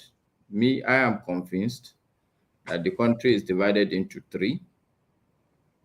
It's not the north-west-east division. The real division is there are people at the top. Somebody like Kwankwaso can say what he would say. But in truth, the same Tinubu that he says is spreading the country, they have been in the same party for a while. Okay, they will meet, they will talk. If there's a wedding, they will all go and do it together. There are people at the top. We are in the middle, and we are all educated. And the good thing is, most of you guys are in diaspora. You can say what you want to say. You can insult anybody you want to insult. The long hand that it will be difficult to pass through the ocean to reach you. Okay, so we in the middle are the ones that should take responsibility. We should take responsibility. The small resources we have, let's pull it together. The different ideas that we have, let's shake it and make it look like a singular idea so that we can all agree on what is the way forward. If we all agree that the country should be divided, we at the middle can then agree. If we all agree that, okay, the division can happen, but not now, we have to bring some semblance of change. Let's all agree on that. But I think the middle people, you and me, must have to agree on certain common goals and certain commitments, certain resources, certain timeline, certain ideology. I will agree with Oti. We continue to talk, it would still remain the same. We have to take some positive steps. That's first step. We've taken it already by discussing the issues, but we have to begin to organize at that middle level, because the lower people were thinking would do anything. They can't do anything. They will do nothing. Like I said, if you think one day, 1st of October or 12th June or any other, on a Christmas day, on a Saturday, suddenly there is going to be change, it's not going to happen. That's the bad news for all of us. If we don't do anything, like AJ said, it may be a smaller thing for us to do now. But if we leave it, actually, I think one day we'll just wake up, all Black people have been exterminated from the face of the earth. It may come to that. Thank you. Thank you so much, Master. And it's something for us all to take home and go and chew. Comrade. Yeah, thank you, moderator. My final submission will be that we as a people, we are not ready for the change we talk about. There should be more of action than talking. Talk cannot take us anywhere. It's good to talk, talk without action. Even the Holy Book says, if you have faith without work, it's dead. Your faith cannot move you from one point to the other. If you believe in what you want to be, as you pray, also make effort so that he can, through your effort, he can move you from point A to point B. We deceive ourselves too much, and our division is, I think I made a submission earlier that the politicians are even too lenient. Given the kind of people we are, given the level of our gullibility and subserviency, and they are too lenient. If Tinubu, for example, want a third term now with the capitalized Senate, he will get it. If you want a life president to be signed for him, people are ready to sign for him. People will be glad for that. People are here among us that are looking for their way to either to get into the federal level or in their various states. They want to join. The real language in their heart, they talk with you here, one-on-one. But the real language in their heart is if you cannot be there, you join them. How do you survive like that as a nation? We are so divided along religion, tribal lines, along the political affinity, that we live in the object and pursue the shadow. We're dealing with the symptom. Tinubu, for example, if you feel Buhari was bad, and you feel Tinubu is worse than Buhari, those are not the issues. Those are mere symptoms. As long as we continue to address the symptoms without dealing with the ailment, we go nowhere as a nation. And that's it there. I have a lot to say, but time will not permit me. We know the most among us. We have agents among us. The more we argue among ourselves, the better for the politicians. Thank you. Thank you so much. Thank you so much. Revolution. Because you are bringing revolution, I'm going to give you more time so I can talk. More than 2 minutes. So take 3 minutes. Before I say anything, can you just give me a few points that was on the... Because when I joined, I thought you were just finishing one point that I missed. If you just give me... Yeah, please. So, what we're talking about now, what we're rounding up now is a critical question that forefather had raised, and which is that, well, Nigeria now, what's the best way to sort ourselves? Well, how do we meet? How do we organize ourselves to get it going forward? Okay. What is your take? Yes, people have discussed a lot of things, but this is what I can be able to bring out right now. If you are still not clear, if you wait for Ovie can speak, and then you speak last. No, let me take it from there. Okay. You see, I come from the street, and if you are from the street, self-educated, the little education I have, I gave it to myself. I can say that proudly. Nigeria, when people talk about religion, tribe, north, south, east, sometimes I just laugh at Nigerians, I'm laughing at 85% of Nigerians, because 85% of Nigerians are this type of Nigeria like Tinubu. Then the remaining 15, that's 15 that we have. I mean, the 10%, the other 5%, they are the people they call, like my brother was saying, if you can't beat them, join them. So Superhead is pushing them to that 85% because nothing is changing. So, you see, in Nigeria, when we divide ourselves, Nigeria is divided into two groups. The rich, or the people connected, and people like us in the streets, we have to fight our way through life. You understand me? And that is why the problem of Nigeria cannot solve. There can never be a solution into Nigeria. Whether Obi enter, enter, or any Messiah comes in, ADC and whatever, all these are just that normal Nigerian story we used to know. All these church people will come, religious people, they give us this, give us that. They say this one don't talk. We turn night vigil to night shift and all those type of stories. One time you go say, oh boy, be like saying that guy, they get up. Nigeria, until Nigeria, for example, believe that equality is the only solution to that country. You understand what I'm saying? Peter Toy sang one song. I don't need no peace. All I need is equal rights. And Nigeria is very far away from those type of things. You understand me? When some people come here, they just talk their own. Today is the first day I agree with forefathers. I never agree with him. But when I joined, he was making a point that was making my heart sweet. He was telling you that, how can you respect a black man? You want America to sit with us. You want Japan to sit with us. Who are you? What have you given to this world, or even to yourself, that they should sit with you on the same table? Ordinary election, we cannot make election. What they are telling us is, now so that they do and go and find coalition. Nobody is talking about how can we demonstrate that INEC should be dismantled, so that if we make an election, the winner will enter. Nobody is talking about that one. Educated people will tell us that it's only coalition. APC, they did coalition. That's why they remove Jonathan. So we should also do the same coalition. KJ, I don't know whether they make sense to this topic. You make plenty sense now. You make plenty sense. So to conclude, because normally I don't like to waste my time too much, because it will be like I repeat myself. For example, let me end with this. If somebody like me now, in my dream, or sometimes they dream some kind of wonderful dream, I go just see myself as president of Nigeria. Do you know the first thing I did? I closed all private school in that country. That's the first thing I did, was no more private school. Everybody have to go to the same school. This is how Nigeria can solve that problem. You don't go tell me, say you're speaking, they go private school.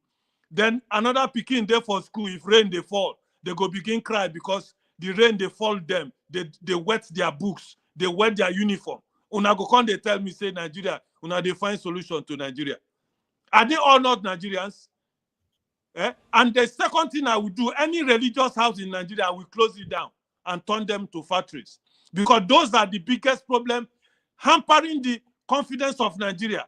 They will tell you, no, don't worry, let us pray. If God will do it. All the churches in Nigeria and the mosques in Nigeria, what have God done for us? Every street in Nigeria, you will find a church there or a mosque. Have we helped that country? No. Thank you, gentlemen. Thank you so much. Yes. Ovie. Yeah, mom, what they say? What they out, man? Ovie, I thought you said Ovie will speak last. Why? Okay, all right. Oh, sorry, bro, you are back. Okay, you can go now. So you leave my main mon in a different style. You will come in the last man. Rasta man. Yes, go ahead. It has been wonderful again to be here with everybody, and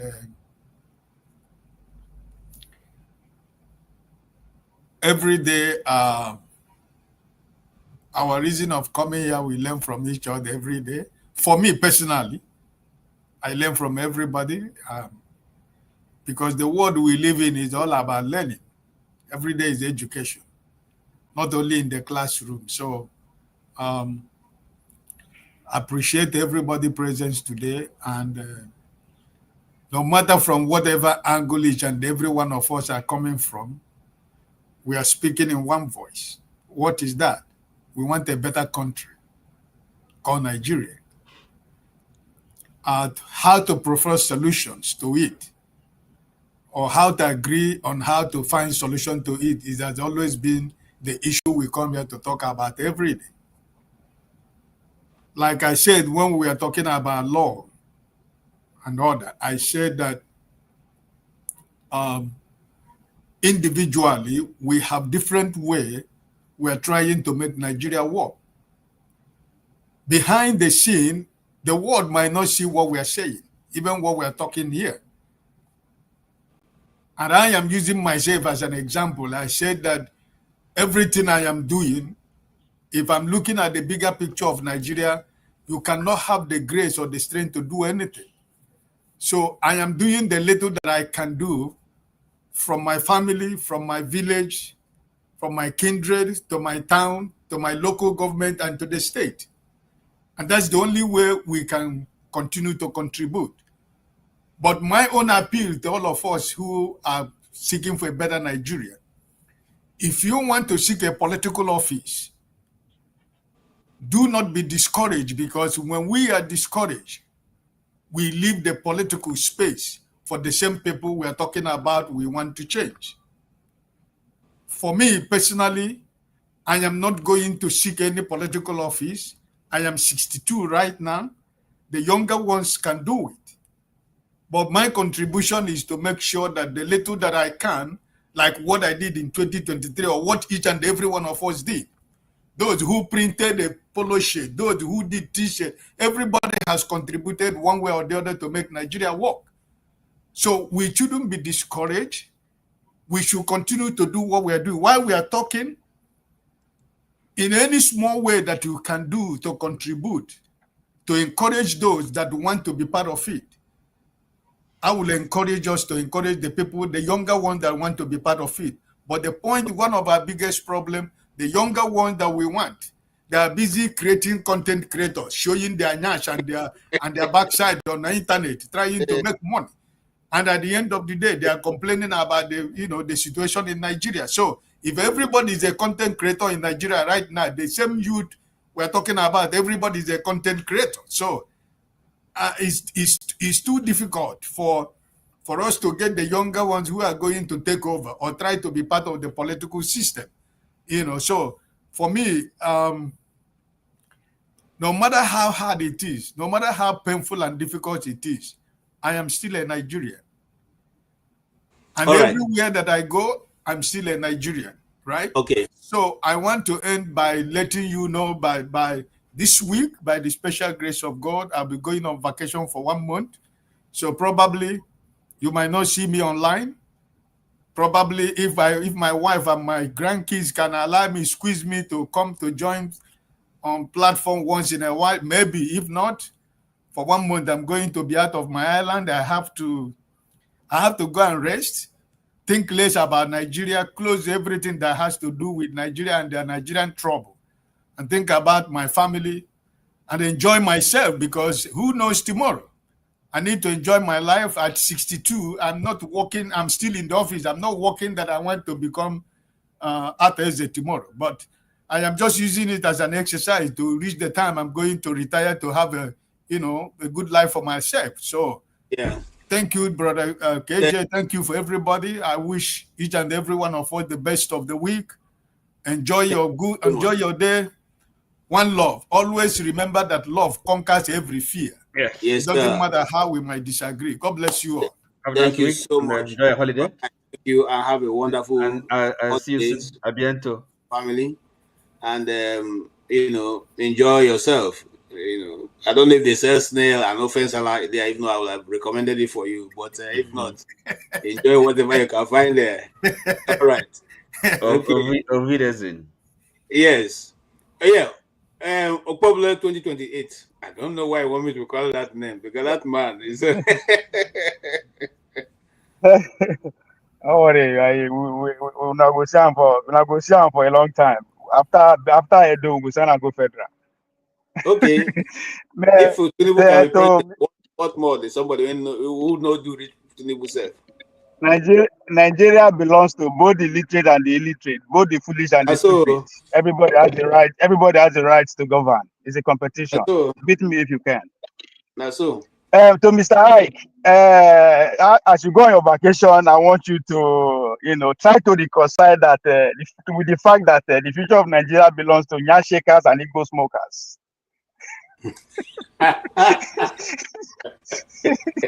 So, Okay, you have so 1 minute left. no, I beg you.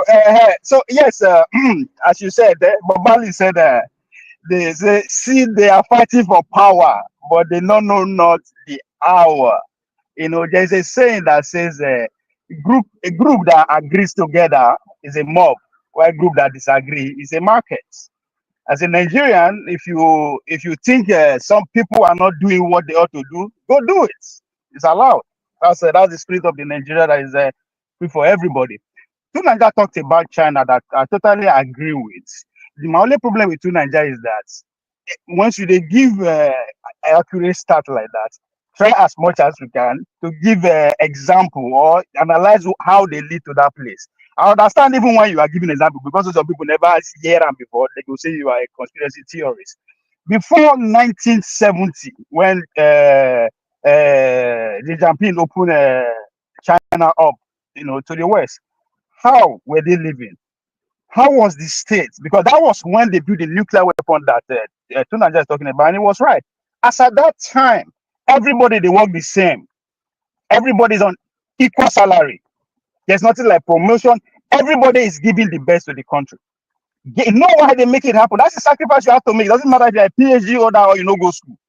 You have to give your service on equal pay. Now, the hard part, how did that make that happen? The central government had to make sure in every organization, every institution, even at that time, as we did here, so one of their soldiers go there where they, from the federal government go there where they listen. So everybody was monitored. So when they see China open up to the world, that is what they took off. They took that anger, that trap on everybody's side, that watchdog, and the Chinese people explode with their talent. Everybody begin open up business. That's what you are seeing today. And that's exactly we, who are pushing back to the federalists like the Tunanja. We're not saying we don't want to live together. Just allow us to be free. Explore our creativity without necessarily going to Abuja ask for regulation. That's not out to us. You have your own assignment. You protect us from witches and wizards of our side. But how, and as also man, to farm, how to do his own thing, let me do it. I'm not going to betray the overall federation. Free us. That's just the simplest way to put what we are asking for. And once you free Nigerians, everybody should do, explore his talent. Now, only God know what we will do. The reason why brains the japa, it is because we cannot protect it. I always they talk am. What you cannot protect is not yours. The brain who are jackpotting, it is because we cannot protect them. There's nothing for them to do. You are studying computer engineering to do what? So at the end of the day, that person will go. So it is this, you have to understand the system that is at play. So people who are pushing hard on the federalists, it's not that they don't understand the overall survival of the whole territory. Depends on the collective or how big the country is. That is understandable. But at the same time, in order for us to start competitive with our fellow citizens around the world, let me be. Right? If you pay attention to the changes that is happening to the Trump administration, they are deregulating the regulation that they suppressed the AI explosion before. So at every speech he will say, I am that president that is known to deregulate. You will see the creativity of America will explode beyond what we have ever seen. So that's exactly what we are asking for. Chinese did it, yes. As soon as they leave that sanction, as in the government leave the Chinese people to be Chinese, even though there's a settings of control, allow them to be Chinese anywhere they are. It was the story changed. So that's what Nigerians are asking. As a Bayelsa man, allow Bayelsa man to get license without going to Abuja to tap his oil. You as an Fulani elder, let everybody explore this creativity with this environment without overlord, just as breathing on your neck at every moment. We are not going to progress like that. It doesn't matter how safe and secure we are. It is good. That is the ultimate goal. But the creativity need to take its center stage at this point. That's what Nigerians are asking for. Okay. Thank you so much, Ovie. I really appreciate your final contribution. As a mark of respect to the moderators, I give Forefather 1 minute to make a closing remark. Wow, that doesn't seem fair to Okpagolo, but I'm going to respond to him now. Thank you. I really appreciate it. This is I didn't disagree with you now. because I just no, complimented no, what not you're on the saying. bigger point. It's It's not about the necessary state to one. attack him. It's just to give Uh-huh. honor you. That's why I'm giving you that. Yeah, yeah. It's just the state one. About sovereignty of states. I think when we ask for sovereignty of state, we should ask why and whether what we perceive in other areas is actually real.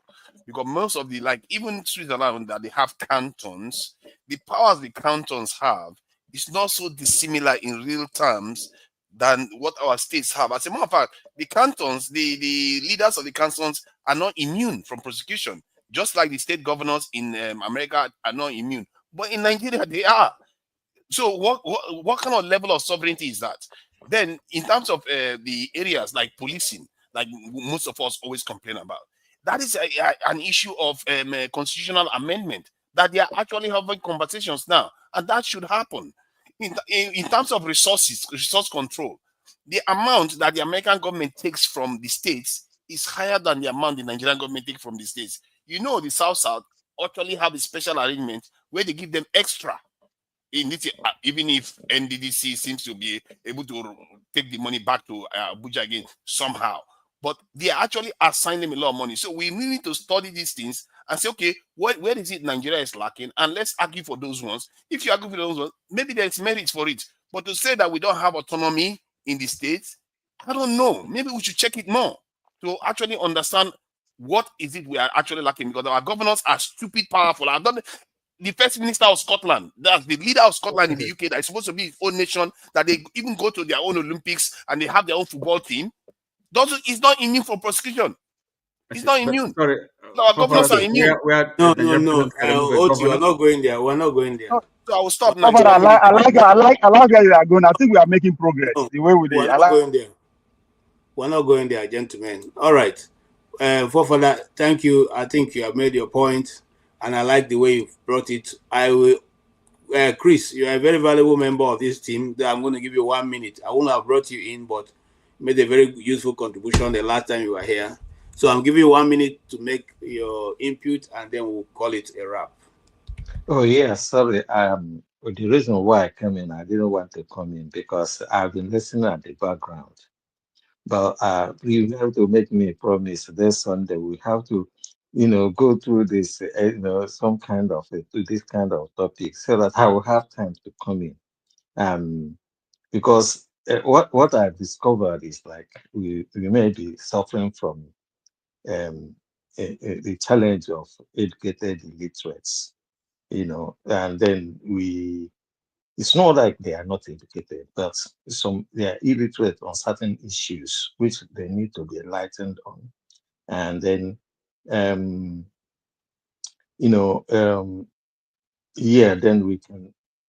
from there we can discuss how how to solve the problem of the quagmire that is called Nigeria today.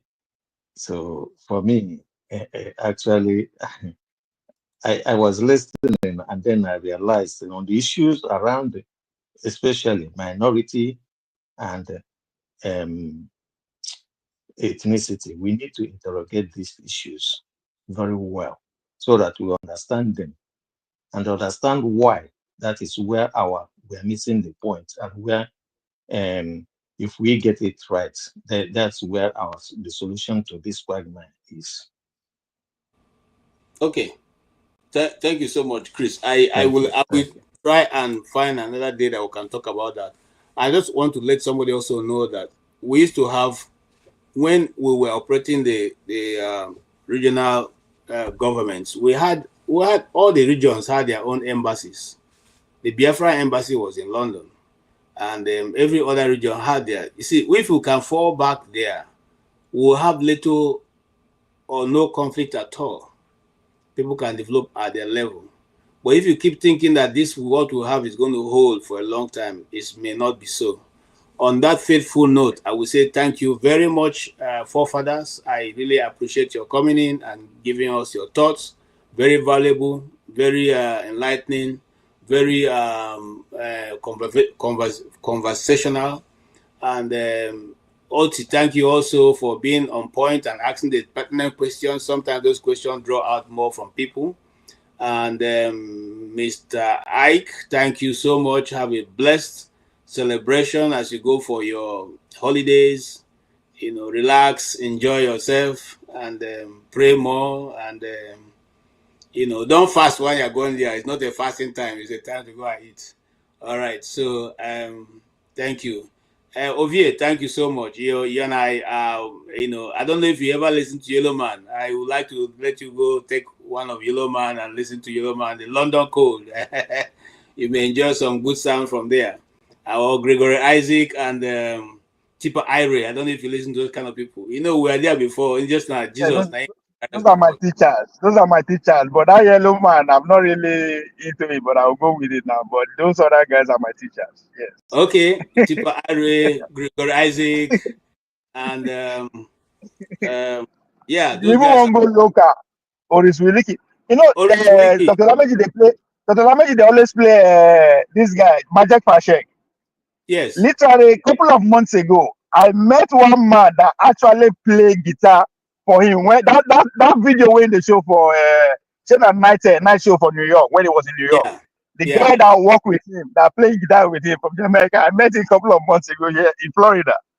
Yeah. When I go buy something for that one store, he was telling me was something else. In fact, we believed that he was going to take over from Bob Marley, but you see, I don't know when we have this, we'll come to an end of having this near success. Introduce those people to Nigeria, to Nigeria. Nigeria is too young for those guys. Now them Portable, now they to Nigeria, no Portable, whiskey and all that. What are you talking about? What are you talking about? I know Ika Mouse and all of them. What are you talking about? You don't have a clue what you're talking about. You don't know. You know, I don't think you know those people. Bouncing and all of them. You are looking at you. What are you talking about?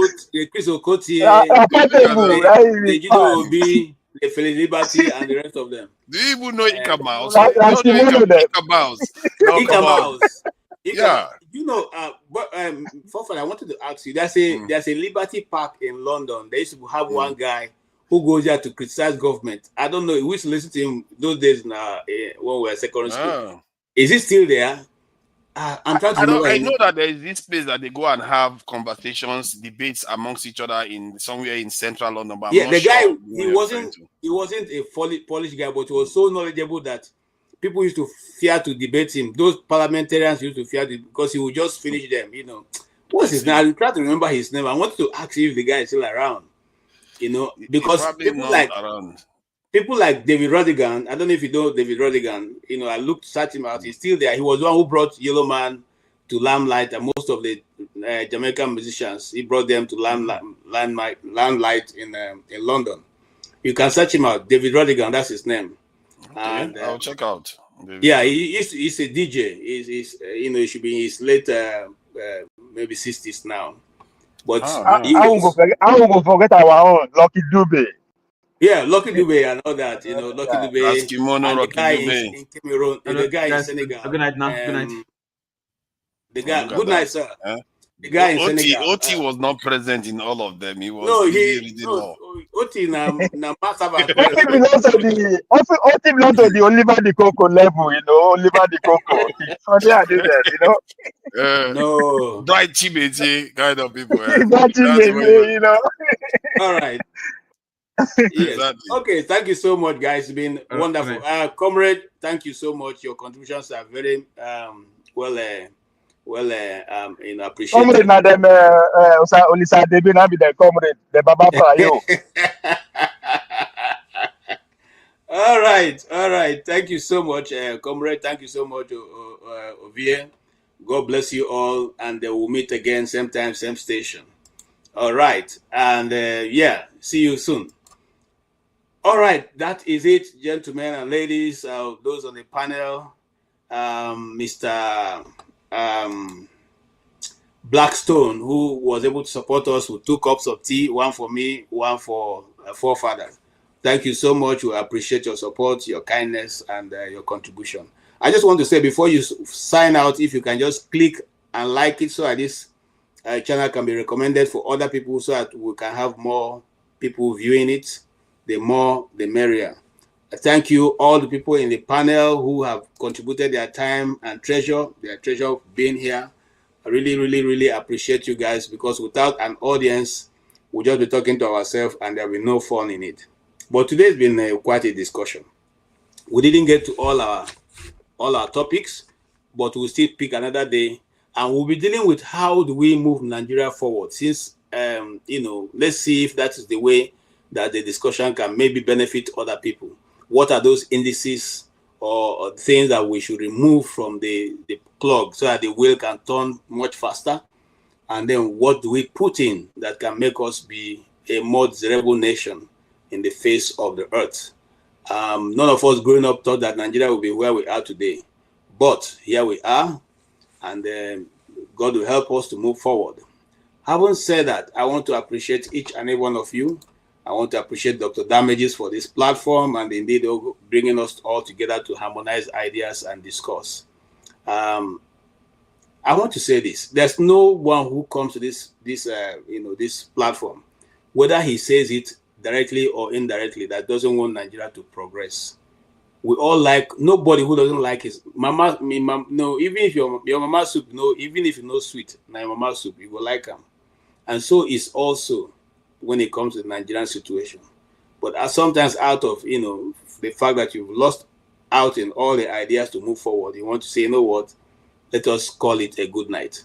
But if we can, and yes we can help to move the nation forward. I thank you so much. I thank you for also Dr. Max, who came here and enlightened us. Very, very educative what he's talked about. I recommend that his books, search them out and then read to get more clarity to what he discussed today. And on that note, I want to say thank you to Dr. Rudolph for this platform. I want to say thank you for being out there, for following us gently. Even though our ideas may not have made sense for you today, but join us next week also. Maybe next week will be a better discussion for you and I. Based on that faithful note, I want to call our young sister who has been going places, and we really pray that she goes places, because she's full of talent. And I also want to say on this platform, if you have your traditional dances that we can air for you, please send them to Dr. Damages, and they can also air it. It's not only Igbo song that we only end what we can lay our hands on, and what we know that will not run, that will not be flagged. If you have music that is good and that we are allowed to play, please send them, and we do well to use them also in this platform. On that faithful note, thank you so very much, and have a good night.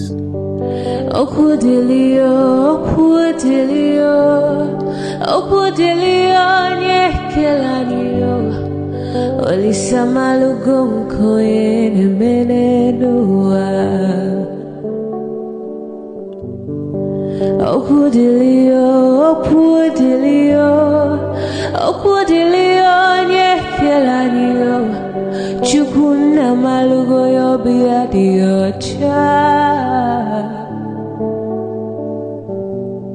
Agaranya chogo kowe bili Agaranya chogo kowe rienio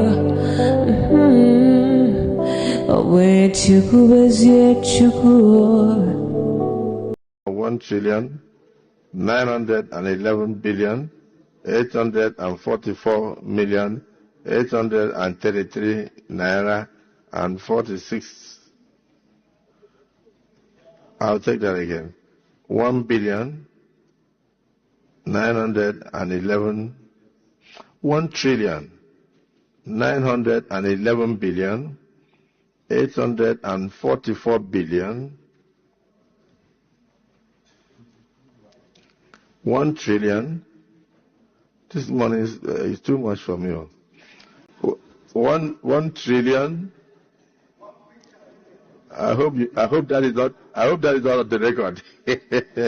1 trillion 911 billion 840.